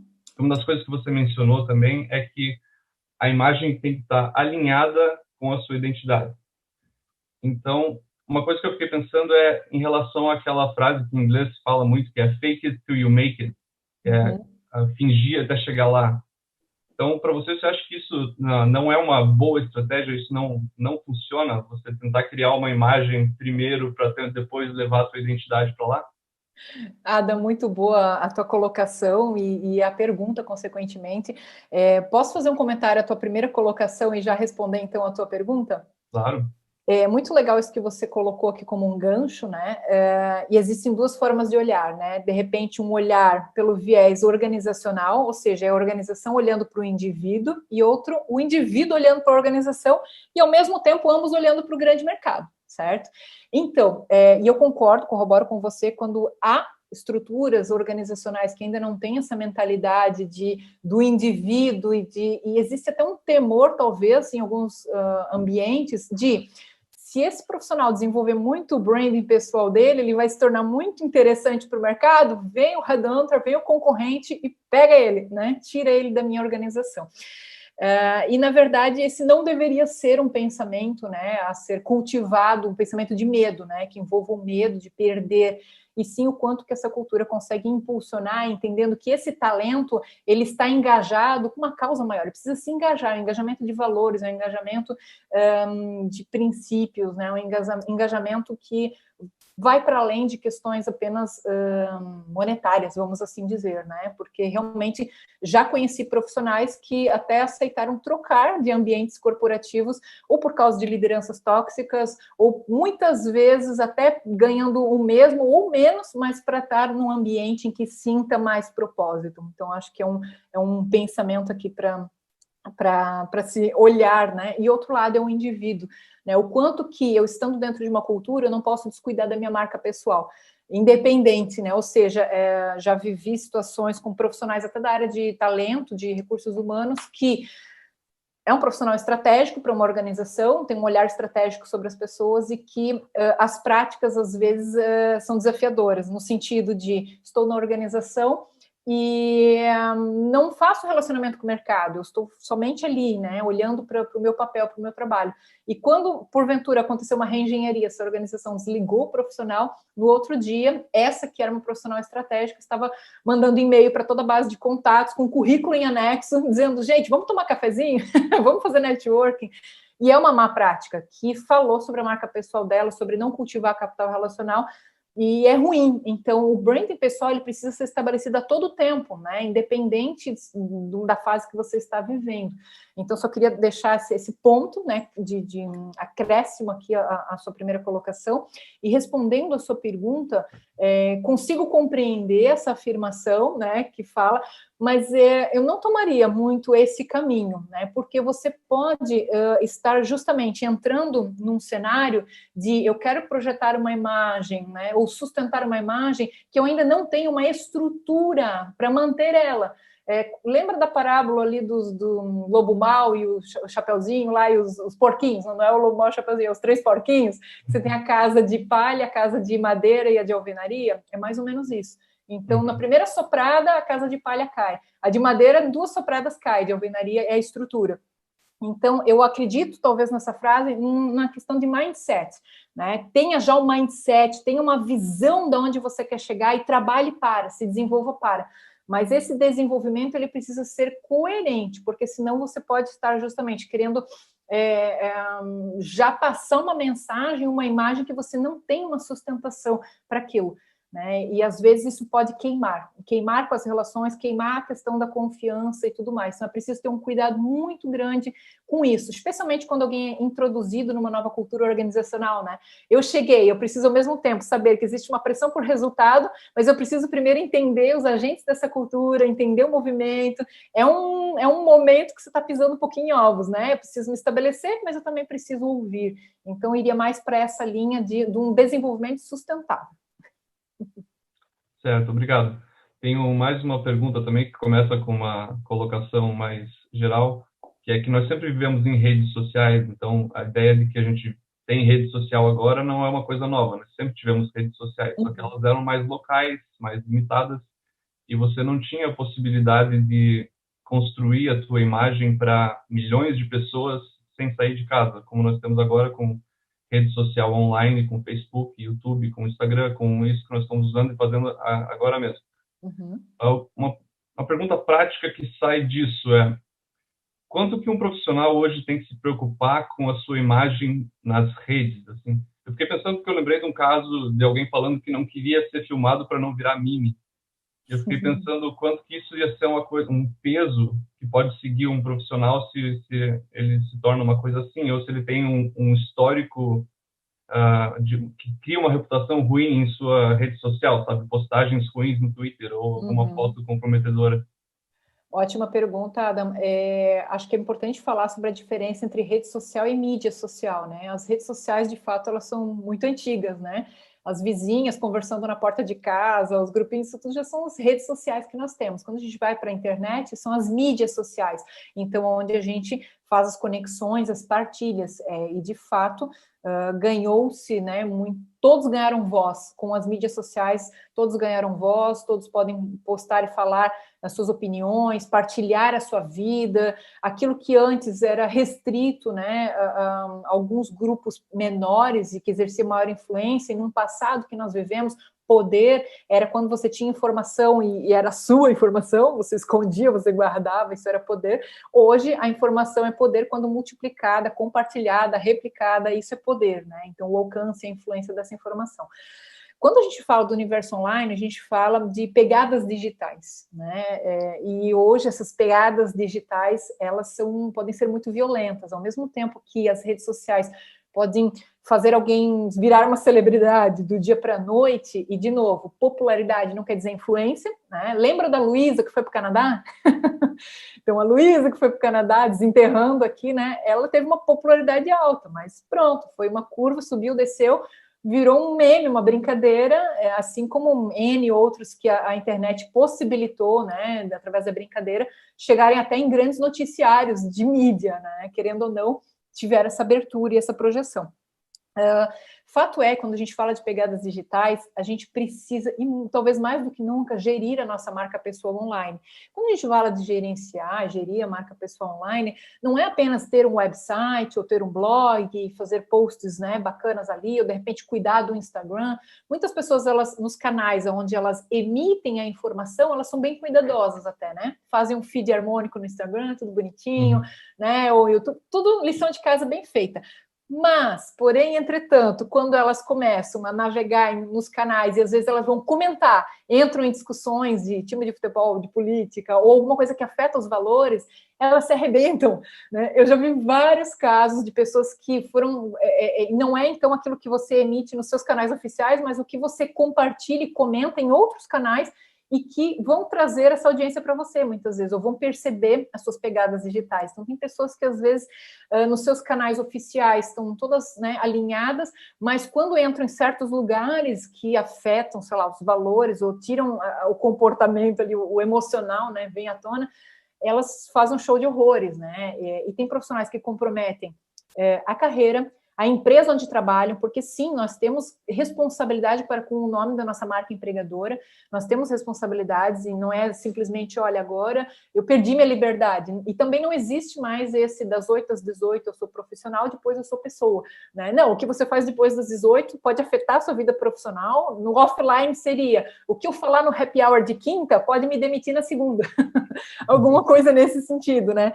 E as redes sociais, elas vêm para tornar isso tudo um teto de vidro, né? Ou seja, ao mesmo tempo que eu posso ter bons resultados, boas conexões e projetar uma marca positiva, eu mesmo posso detonar tudo. Eu não preciso que pessoas levantem boatos, calúnias. Eu mesmo vou lá. E a gente já viu até CEOs fazendo isso, entrando em discussões de times de futebol e assim, pegando muito mal para a marca corporativa, ele tendo que, aí vem todo, né, tem todo um calor das emoções, vai para as redes sociais, aí afeta cliente, afeta colaborador, e ele tem que se pedir desculpas, e fica uma sensação constrangedora, e vem a imprensa e bota fogo naquilo. Então, assim, coisas que não dá para acreditar. Tem um caso que eu falo sempre nos meus workshops, eu acho que é o caso mais aberração assim, que eu já vi, que foi em 2013, ele é super antigo, mas eu falo porque até virou livro, ou citação de livro, que foi de uma colega Relações Públicas, não é minha conhecida, mas é na área de Relações Públicas na Inglaterra, e ela fez um tweet, ou seja, com um tweet ela destruiu a vida e a carreira dela. RP, que trabalha com a imagem corporativa, ela embarcou de Londres para a África e ela fez o seguinte tweet, né, em inglês. Estou indo para a África, espero não pegar AIDS. Ah, brincadeira, eu sou branca. Gente, nem um batalhão de relações públicas conseguiria ajudar essa pessoa, né? O que aconteceu? Ela entrou no avião sem Wi-Fi, algumas horas depois, quando ela desembarca, aquele tweet dela rodou o mundo. O que aconteceu? A empresa já tinha se posicionado, olha, a empresa não tem parecer com os valores dessa profissional, está desligando essa profissional, É uma coisa assim, não ficou apenas arranhada a reputação dela, mas o que apareceu ali foi o caráter da pessoa, foram os valores dela, que no momento de brincadeira, de mau gosto, veio à tona. E isso afetou ela, a empresa já se desvinculou, as marcas se desvinculam, marcas corporativas se desvinculam de marcas pessoais que não aferem o mesmo valor. E pronto, soube depois, ela teve problemas emocionais, nunca mais vai conseguir trabalhar na área de RP, enfim, saiu, foi citada mundialmente em várias situações. Então, assim, é algo bem delicado, né? Então, a gente pode achar que isso é uma grande celebridade, como a gente vê influencers, às vezes, derrapando e caindo na opinião pública e as pessoas linchando digitalmente mesmo a pessoa, mas pode acontecer comigo e com você. Basta um deslize, né? E for um deslize feio, a gente pode ter a nossa marca pessoal, carreira, até a marca da nossa empresa comprometida. Por isso que, sim, é muito importante entender até de direito digital. O que é direito, o que é dever, né? Ou seja, o que eu posso, até onde eu posso ir e até onde, até na reclamação. Eu estava falando um pouquinho aqui rapidamente sobre o site Reclame Aqui. Se você não souber reclamar, a sua reclamação vira contra você. Você pode responder um processo. Então, é muito importante e uma das práticas é o ego surfing, que a gente fala, ou seja, busque constantemente o seu nome na internet, veja o seu posicionamento, veja o que estão falando de você. tenha uma netiqueta, né, que é a etiqueta na internet, cuide ao marcar os amigos, cuide com as informações que você propaga, porque elas vão falar sobre você, né? Antes era o que nós comíamos, era quem nós somos, né? Hoje é o que nós curtimos, compartilhamos, tudo isso fala sobre nós. Oh, muito obrigado, Daniela. Eu lembrei agora que você falou do caso recente acho que a Gabriela Pugliese também teve um problema com isso. Sim. Mas, enfim, eu teria mais uns comentários para fazer, se der tempo eu passo no final. Vou passar a palavra para a Carol, então, para ela fazer as perguntas dela também, tá? Gostaria de agradecer novamente por teres aceitado o convite para falar aqui no IFL, né? Eu já tive a oportunidade de te ver em 2016, quando fosse dar uma palestra na Universidade Federal de Santa Catarina, que eu também fiz o convite para na UFSC, para palestrares lá durante a semana acadêmica. Que legal. Né? E 2 palestras excelentes, mais uma vez fizesse uma fala excelente para nós, tenho certeza que contribuiu bastante para todos os associados e também para as outras pessoas que estão nos assistindo. E também, desde já, eu gostaria de reiterar que tu estás mais do que convidada para conhecer o nosso instituto. Maravilha. Quando os nossos encontros voltarem a ser presenciais também, estás mais do que convidada para vir aqui para Floripa, né? Claro. Nos conhecer, bater um papo com a gente, enfim. A gente vai adorar ter a tua presença. Sobre a tua palestra, na verdade, eu tenho várias perguntas para fazer vários pontos e eu gostaria de saber a tua opinião. Vamos ver como vai ser com relação à questão do tempo. Tá bom. Mas a primeira dessas perguntas é puxando o gancho do Adam acerca das redes sociais. Tu já falasse de que maneira as redes sociais podem destruir a reputação e a carreira de uma pessoa, né? Eu queria saber agora do modo oposto, de que maneira que a pessoa pode tirar o máximo de proveito da rede social para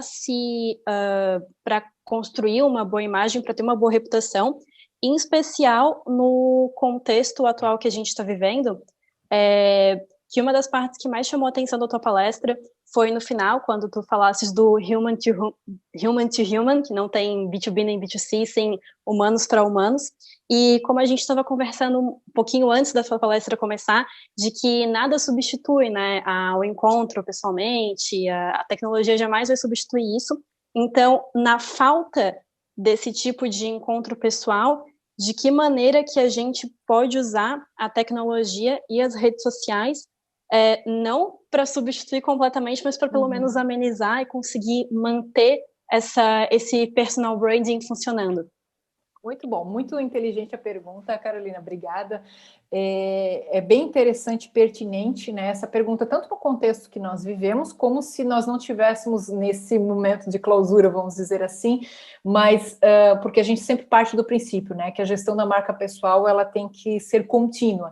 Inclusive, quando a gente fala de meios digitais, a gente precisa perceber o seguinte, e fora dos meios digitais, a gente precisa ter uma visão panorâmica, estratégica sobre a nossa marca pessoal. O meio digital é um desdobramento. Assim como se a gente for falar do marketing, o marketing digital. Só existe marketing digital porque existe marketing, né? Senão não existiria. Então, marketing digital é um desdobramento do marketing, né? A mesma coisa quando a gente fala da marca pessoal para o ambiente digital. Então, você ter uma clareza sobre quem você é no ambiente digital, como que você se posiciona é muito importante. As pessoas comumente perguntam, tá, mas eu devo estar em todos os canais? Em que canais? Qual rede que é melhor, né? E, de fato, não adianta você estar em todas as redes e não conseguir estar ao mesmo tempo, não conseguir se relacionar, não conseguir gerar valor.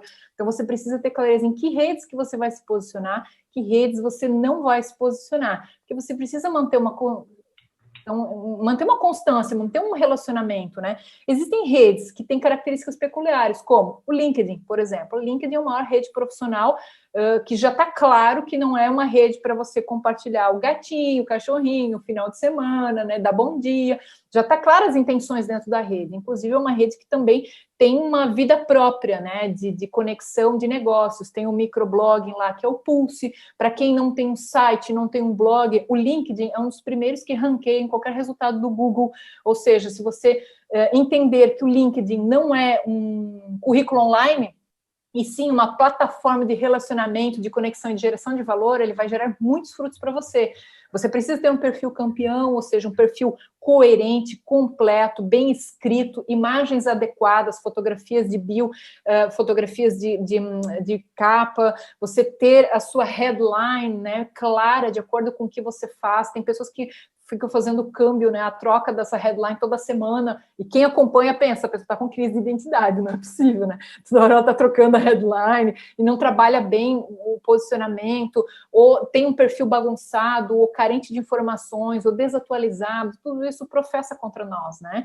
Um perfil bem preenchido, se você escreve, você pode trabalhar suas ideias dentro do microblogging Pulse, gratuitamente, então não custa nada criar um perfil no LinkedIn, não custa nada você escrever artigos lá, não custa nada você se relacionar na rede, só vai custar se você quiser assinar uma versão premium da ferramenta, mas senão não custa, custa boa vontade, dedicação de você diariamente entrar lá e manter o teu perfil, manter as conexões. Quer ver uma coisa muito interessante? Você consegue, através do LinkedIn, muitas vezes, chegar no CEO de uma empresa que, se fosse no offline, você teria que passar pela secretária, pelo assistente, pelo assessor, e às vezes você não conseguiria a agenda com aquele cara, mas você, pelo LinkedIn, muitas vezes consegue conexão diretamente com ele. E as pessoas não sabem trabalhar, muitas vezes, a ferramenta. Escala, quando você quer ser introduzida na rede de relacionamento de alguém. Tem pessoas que vão, muitas vezes, direto, sem saber trabalhar a esfera de escala. Ou seja, eu quero chegar no líder XPTO, no professor tal, no executivo tal, no profissional tal, e vai direto. Às vezes, você precisa saber trabalhar a escala. Quem na minha rede conhece fulano, que pode me apresentar para ele? Quando eu chego em alguém endossado, a abertura pode ser maior. A questão de eu vou te ouvir pode ser maior. Isso é estratégia. Estratégia quer dizer caminho, né? Se você tomou um caminho, não deu certo, toma outro, né? Então, precisa entender quem que você chega direto e quem você escala. Então, isso estou falando aqui de LinkedIn, né? Que ranqueia, que você pode endossar outras pessoas podem endossar você, e esse endorsement é muito bom. Por quê? Porque as pessoas estão buscando por prova social, querendo ou não, é um gatilho, né? Neuromarketing falando, a prova social de ver com quem você já trabalhou, que o seu líder fala sobre você, os seus pares, liderado, cliente. Então, tudo isso professa. Se você cultiva os seus perfis online, cuida deles, fala sobre você. Eu consigo fazer uma leitura se você é uma profissional detalhista, se você é dedicada, o que você quer transmitir com as fotografias, com as frases que você usa, se você está facilmente contactável, seus contatos estão à disposição, né? Então, estou falando aqui um pouquinho mais enfocado em LinkedIn, mas hoje um profissional, por exemplo, de RH, que vai fazer o recrutamento, ele não vai olhar só o LinkedIn, ele vai fazer um surf web geral, ou seja, é claro que se espera já ter um perfil do LinkedIn profissional, mas eu quero saber quem é essa pessoa. Então, eu vou atrás do Instagram dela, eu vou atrás do Facebook, eu quero ver comportamentos, hábitos, né? Antigamente, isso revela a idade, a questão do Orkut, né? A comunidade, eu odeio segunda-feira. Isso revela a idade. Estas coisas não eram bem vistas. Hoje, o eu odeio segunda-feira virou uma série de outras coisas, né? Mas a verdade é que estão buscando o humano por trás do profissional. Quais são os gostos, as preferências? Então, nós não precisamos vestir uma imagem, né, do profissional perfeito, porque a conexão humana é muito maior. Ou seja, eu quero saber, e quando a gente fala de liderança, foi-se o tempo também do CEO workaholic, ou seja, aquele cara que, né, trabalha 15 horas por dia e faca na caveira na empresa. Hoje as empresas querem saber se você tem hobby, né, se você faz exercício, qual é a sua qualidade da gestão emocional, né, das suas relações. Por quê? Porque você vai saber trabalhar dentro de 7 ou 8 horas ou 9 horas com muito desempenho, com muito resultado. Então, quando a gente fala desse momento que nós vivemos, as relações, né, de você poder trabalhar o WhatsApp, o seu e-mail, a mensagem, oi, tudo bem? Como é que você está? Estou passando só para te dar um oi. Você não quer nada, você não quer agendar uma reunião, você não está querendo vender nada, você só lembrou da pessoa, estou aqui, tá? Tá tudo bem aí? Espero que você esteja bem, né? Essa manutenção, esse carinho, esse cuidado, soma pontos para você, né? Quando é verdadeiro, quando é genuíno, né? E como uma prática constante. Então, essa é uma ação que ela pode estar, inclusive, nos bastidores, né? Estou mandando um WhatsApp aqui individual, não é para um grupo, as pessoas não estão me aplaudindo, não estão vendo, mas a pessoa para quem você está mandando, você está gerando valor. Isso que importa. Então, esse ser autêntico é você ser você nesses pontos e realmente tratar o outro não como um avatar, como um perfil na internet, como você tratar o outro como um ser humano. Assim como você também é um ser humano atrás do seu profile, o outro lado é a mesma coisa, né? E quando a gente que trabalha num contexto internacional, estamos lidando aí com diversas culturas, nesse tempo todo a gente falou com pessoas que estavam lá no pico da pandemia, lá na Itália, quando a coisa estourou lá, Espanha, Estados Unidos, então a gente estava o tempo todo, né, conversando e procurando ver como é que estava a pessoa. Então é muito interessante perceber, por mais que estejamos em distintas culturas, distintas formações familiares, profissionais, todos nós somos conectados, somos fórmulas da mesma essência, né? Somos humanos, somos seres emocionais, que temos medos, que temos desejos, que temos essa conexão afetiva.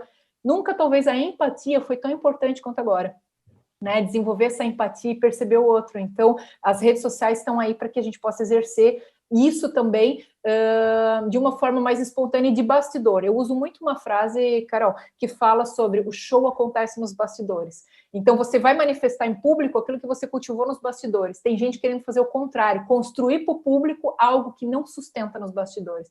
E isso, a casa cai. Né? Então, não sei se eu consegui responder a tua pergunta exatamente, mas eu dei vários exemplos que fazem com que as pessoas reflitam aqui, pensem em comportamentos, em todo esse contexto.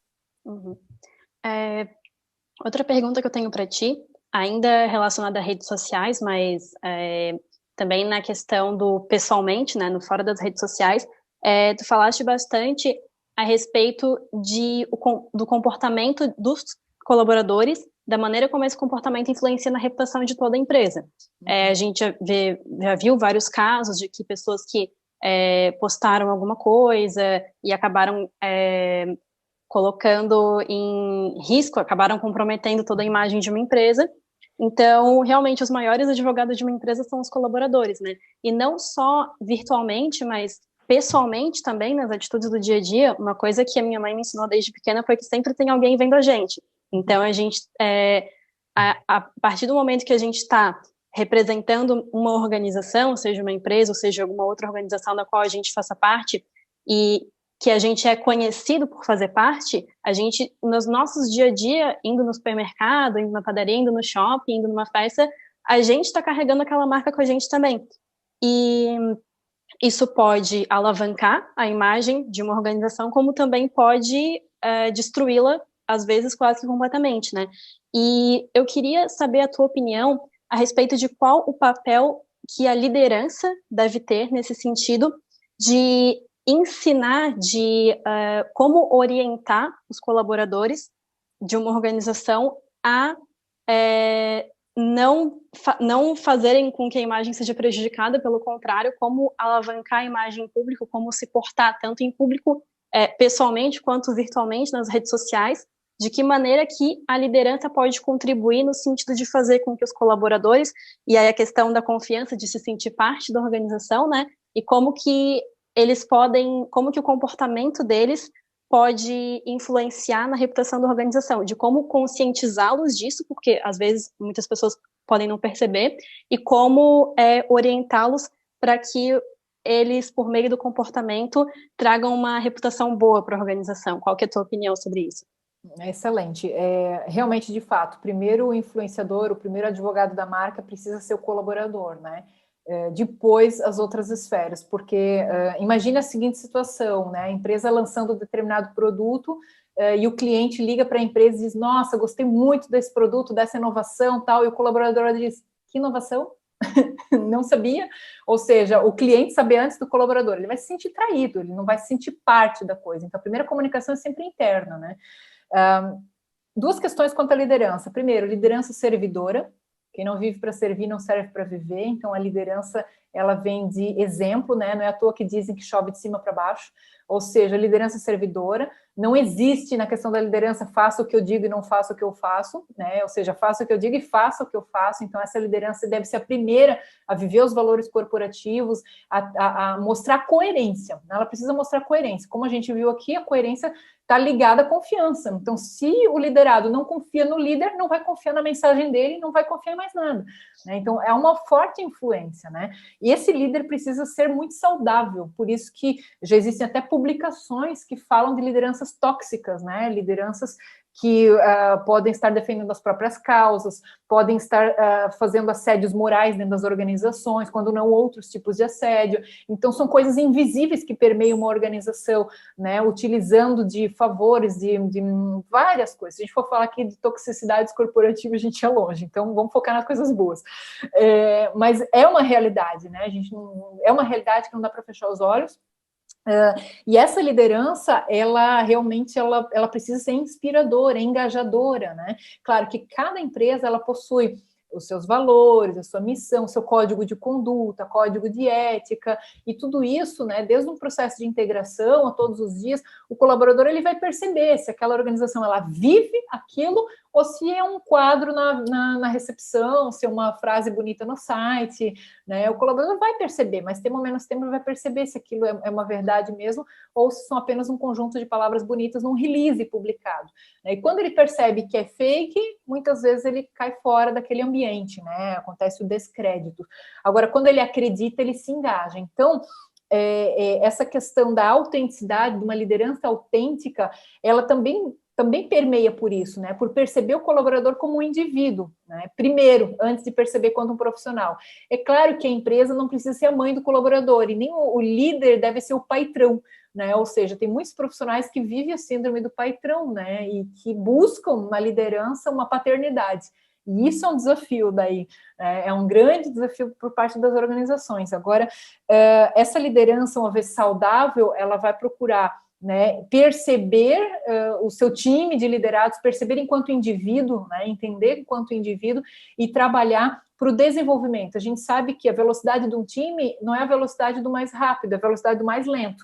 Ou seja, um time ele é conduzido pelo mais lento, então a liderança precisa focar no mais lento se quer velocidade, para ajudar a desenvolver essa competência, para que todos estejam sinérgicos, né? Essa questão que acho que saiu até uma pesquisa, saiu uma pesquisa que até mais do que sexo e dinheiro, as pessoas querem reconhecimento. É forte, gente, esse negócio, o sentido do reconhecimento. Então, para muitos colaboradores, o reconhecimento vale mais até do que o aumento salarial. Isso a gente está falando de ser humano, de uma liderança humana, human to human, né? Por mais que você tenha metas, vai buscar resultado, existem líderes que batemos a meta, né? O resultado. Aí quando olha para o time, tá tudo surrupiado, né? O pessoal tá destruído, mas nós batemos a meta. Agora o pessoal pode mandar vir outros, porque esses ali já não servem mais. Então, assim, a que preço, né? Então, entender como extrair o melhor de cada talento, entender também essa associação dos valores pessoais com o valor corporativo e entender o perfil comportamental de cada um. Tem aquela frase que a gente fala, trate os outros como você gostaria de ser tratado? Não, trate os outros como ele gostaria de ser tratado, ou seja, entenda a particularidade de cada um para você extrair. Se um é mais analítico, se o outro é mais emocional, se o outro, um líder, ele conhece o seu time e ele vai conseguir trabalhar com essas características, ao menos assim deveria ser, né? Então, com isso, ele consegue trabalhar a individualidade no coletivo. Ou seja, eu não trato todos como o mesmo, todo mundo é igual, né? Por quê? Porque todos não são iguais, todos têm as suas particularidades e quando a gente entende os ingredientes de cada um, a marca pessoal de cada um, a gente vai usar os pontos de fortaleza de cada um e também trabalhar nas fraquezas, que uma fraqueza de um não é necessariamente igual ao do outro, né? E para isso que existe o apoio da área de recursos humanos, existe uma série de coisas que são implementadas pelas organizações para auxiliar esse processo de desenvolvimento. Mas isso não tira a responsabilidade que cada profissional precisa ser o empreendedor da própria marca pessoal, precisa ser o gestor da própria carreira, né? Não tem mais espaço no mercado para ficar esperando só pelo investimento da empresa, do RH. A gente precisa olhar e perceber para onde que eu estou caminhando, como eu posso me tornar a minha melhor versão dentro hoje do meu papel, dentro hoje do ambiente que eu estou, porque eu estou construindo algo e deixando valor naquela empresa, e aquela empresa está deixando um valor no meu currículo também. Seja um relacionamento que vai durar 1 ano, 5 anos, 20 anos, 30 anos, a gente não sabe quanto tempo. Cada um tem um tempo. Agora, que de fato, quando esse tempo estiver acontecendo, que se gere valor. Então, muitas vezes, perde-se excelentes técnicos e ganha-se péssimos líderes. Isso já vi acontecer em muitas empresas. Então, é preciso entender o papel de cada um. Nem todo mundo, é aquela coisa, todo mundo quer ser cacique, né? E ninguém quer ser índio. Então, nem todo mundo, falando agora de estrutura hierárquica, muitas vezes é vantagem ele querer subir o nível. Às vezes ele está muito bem aqui, quando ele sobe ele se perde, porque ele ainda não tem o skill. Ele precisa entender, né? Então, gerenciar o ego também é importante, trazer para a realidade o cenário, o contexto é importante. Então, tanto empresa quanto profissional ganham com isso. A gente precisa ter sempre esse ponto de atenção e também a gestão das emoções. Eu destaco muito a gestão das emoções na liderança, né? Ele, quanto líder, gerir muito bem as emoções dele, saber trabalhar e gerir no momento de pressão, saber no momento de crise, né? No momento de que algo inesperado possa acontecer. A empresa fez uma joint venture, aquisição, fusão, sei lá, tudo que pode acontecer nos ambientes, como que gere transições, como que gere todas essas coisas. Então, um líder, ele precisa, sim, ter uma visão mais estratégica, e nós, enquanto papel de liderança, precisamos entender até onde que nós vamos e aonde que nós ainda precisamos desenvolver para o próximo nível, porque se a gente quiser antecipar isso, às vezes a gente pode tropeçar. Eu tenho mais algumas perguntas para te fazer, na verdade, mais alguns pontos que eu gostaria de saber a tua opinião. Eu queria saber do Adam, como é que a gente está de tempo, Adam? Vocês que mandam. Então, já são 10 horas. Eu tenho duas perguntas que eu quero fazer da plateia, para não estender demais também, a gente não ficar alugando a Daniela por muito tempo aqui. Acho que pode fazer elas, depois pode fazer uma pergunta final, daí a gente encerra, pode ser. Tá ótimo. Tá, a primeira é da Fabiola Sena, que ela fez ali no YouTube. E ela disse: Oi, Daniela, obrigado pela excelente e rica palestra. Você poderia dar algumas dicas bem práticas para fortalecimento da marca pessoal? Bom, você já fez isso a noite toda, mas podia operacionalizar isso dando 3 dicas bem práticas para... Isso, eu acho que assim, vamos lá, 3 dicas, né?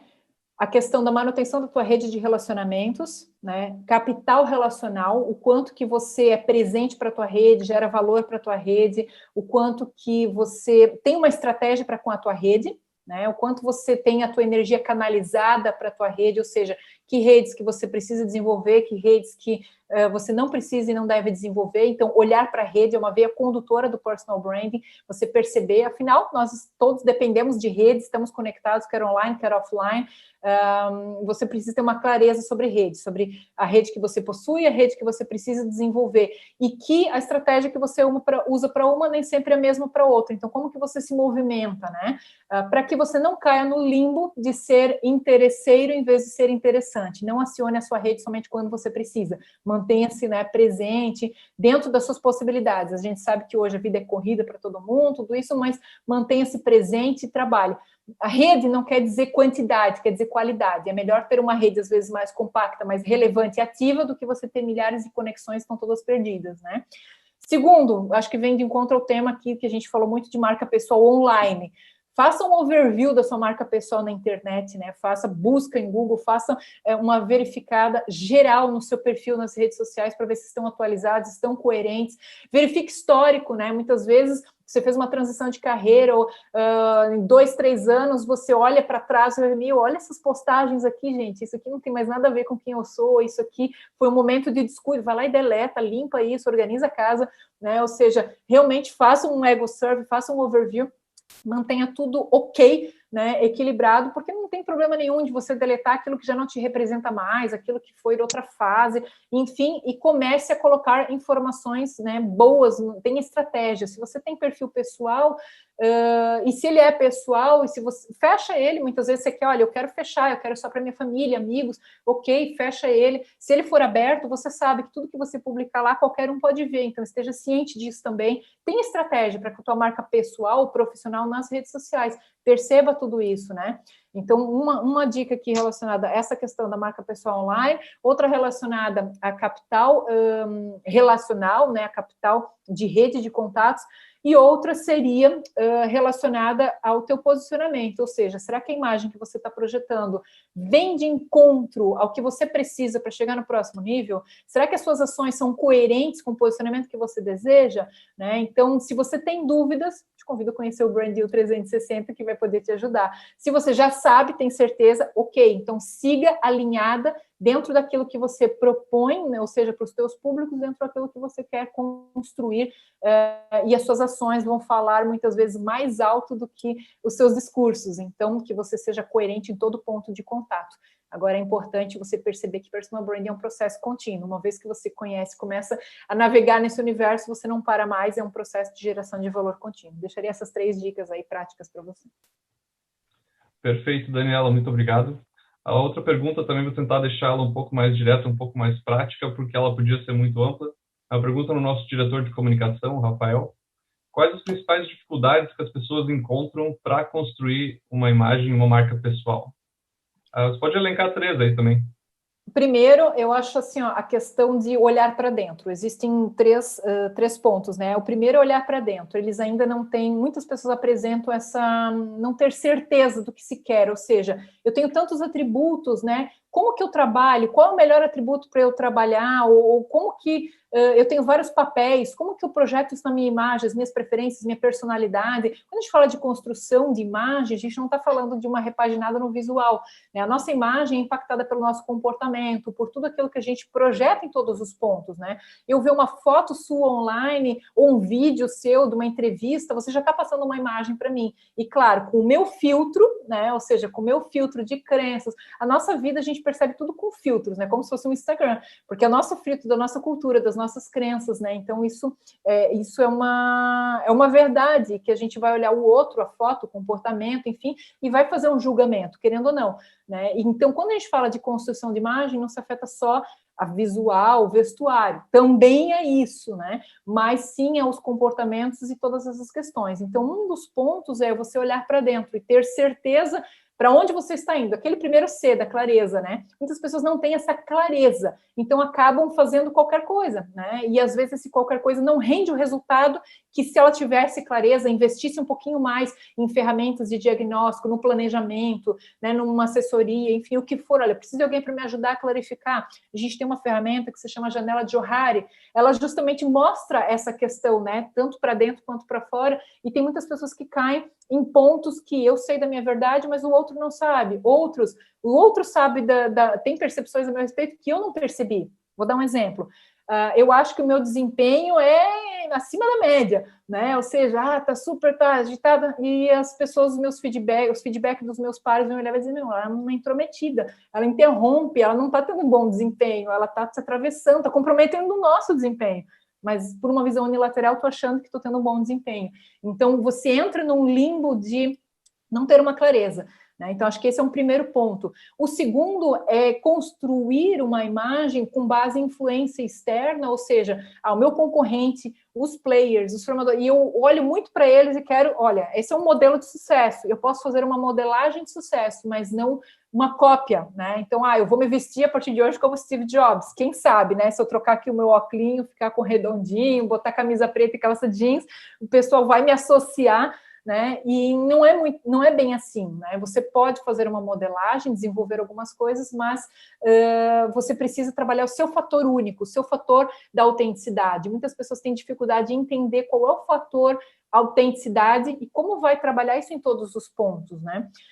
E por um terceiro, eu posso trabalhar que a questão, dizer que é a questão própria da gestão, né? Ou seja, eu consigo perceber o momento que eu estou vivendo, eu consigo perceber os meus papéis e como que eu gerencio a minha imagem dentro de tudo isso, né? Entendendo que eu preciso ter uma clareza, primeiro ser lá, eu preciso ser coerente com o que eu acredito, com as minhas ações, as minhas decisões, mas eu preciso ter uma constância também, ou seja, que vai firmar o meu posicionamento. Então, como que eu faço uma gestão disso tudo, né? O que é meu papel? Porque a marca pessoal é pessoal intransferível, eu preciso gerir. Posso ter um consultor, um assessor, uma equipe que vai me ajudar em algum ponto-chave, mas eu sou gestor. Então, algumas dificuldades estão nessa esfera, da pessoa entender que, então eu não posso fazer determinada ação somente uma vez, quando eu vou palestrar, quando eu vou num evento e tal. Eu preciso perceber que estão me olhando a todo tempo. Acho que foi a Carolina que falou isso, né?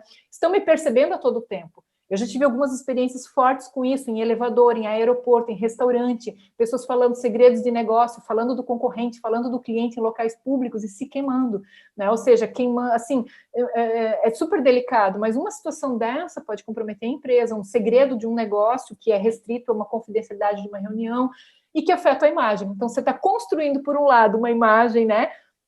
Uma reputação, enfim, trabalhando ali de confiança, de inovação, de várias coisas, e às vezes num momento como esse você pode botar tudo a perder e ser arranhado. Então, 3 pontos aqui chaves que, de repente, posso estar trazendo aqui para reflexão sobre essa área. Perfeito, muito obrigado. Vou passar para a Carol fazer a contribuição final dela, depois a gente pode encerrar para não ficar alugando demais. Tá bom. Então, Daniela, mais uma vez, obrigada, né? Então, aqui, em função do tempo, eu vou fazer uma pergunta para ti mais direta, que é a respeito de competências.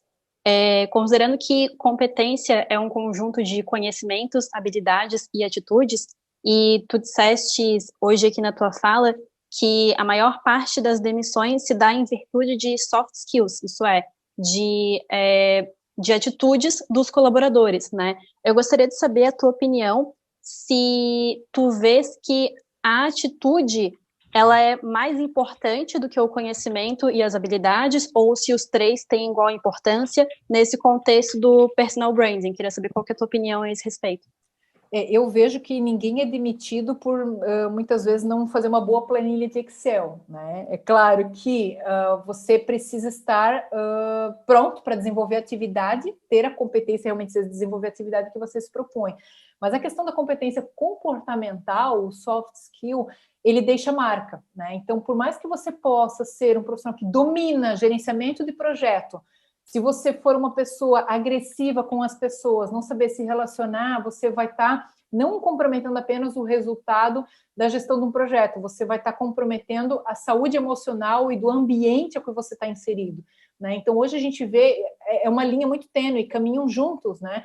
Eu posso ter premiado um profissional na área X, ok, mas, primeiro, eu vou trabalhar sozinho ou eu vou trabalhar com equipe, né? Tem isso também. Você vai trabalhar sozinho, é o gênio isolado, né? Vamos isolar o gênio na salinha, deixa ele lá sozinho, o humor ácido, né? E tal. E como que ele vai se desenvolver? Agora, quando a equipe, a empresa olha como um todo, né? Então, é muito delicado isso. A gente sabe que tem ambientes corporativos que às vezes é colocado em xeque essa questão, ou seja, um profissional, às vezes ele afeta um pouco a questão da cultura com comportamentos, mas ele traz muito dinheiro para a empresa, área de vendas, ele traz resultados. E aí, como é que lida? Então, a empresa tem todo um jogo de cintura para com isso. E outras empresas não admitem, dizem, olha, vamos precisar trabalhar em reciclagem, treinamento, em capacitação, tentam trabalhar para que esse profissional realmente perceba que ele pode ser muito bom na entrega, ele tem as competências essenciais para o cargo, mas ele precisa mudar algumas atitudes, porque senão ele não está... Ele está trazendo um resultado para a organização em termos financeiros, mas existem outros resultados no ambiente que está gerando uma criticidade. Como o exemplo que eu dei aqui, batemos a meta, mas quando você olha as pessoas, estão todas arrebentadas. Isso pode envolver no quê? E você ter um giro de pessoas, ou seja, aquele profissional fica porque existe um apadrinhamento, né? Estou trazendo um cenário figurativo aqui, existe um apadrinhamento, ele dá resultado financeiro, mas a equipe dele vai rotando, vai rotacionando, vai fazendo job rotation, ou vai sair da organização e ter uma rotatividade, porque não aguentam trabalhar com ele, né? Então, e aí cabe ao gestor maior na organização a olhar e perceber isso, né? Quais são os valores dessa empresa, o que ela quer cultivar, né?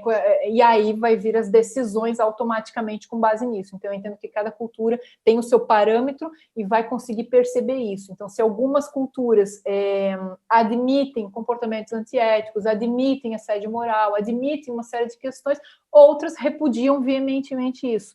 O que é resultado? Será que só finanças é resultado? Ou tem mais coisas aqui que é resultado? E aí isso vem de encontro à sua pergunta, que fala sobre a fórmula chá, né? Conhecimentos, habilidades e atitudes, e o quanto que essas coisas são pesadas na balança. Porque, no final das contas, eu acredito que nós somos lembrados pela marca que nós deixamos nas pessoas. As pessoas podem esquecer do que você falou e do que você fez, mas nunca vão se esquecer de como você as fez sentir. Ótimo, Daniela. Gostaria de agradecer mais uma vez a sua presença aqui. Acho que todo mundo que acompanhou aprendeu muita coisa e vai chegar agora, vai mexer nas redes sociais, vai começar a pensar um pouco em como se apresenta. Então, foi muito valioso para todo mundo. Então, recomendo também para o pessoal que está acompanhando conhecer mais a empresa da Daniela e o Brand Company e conferir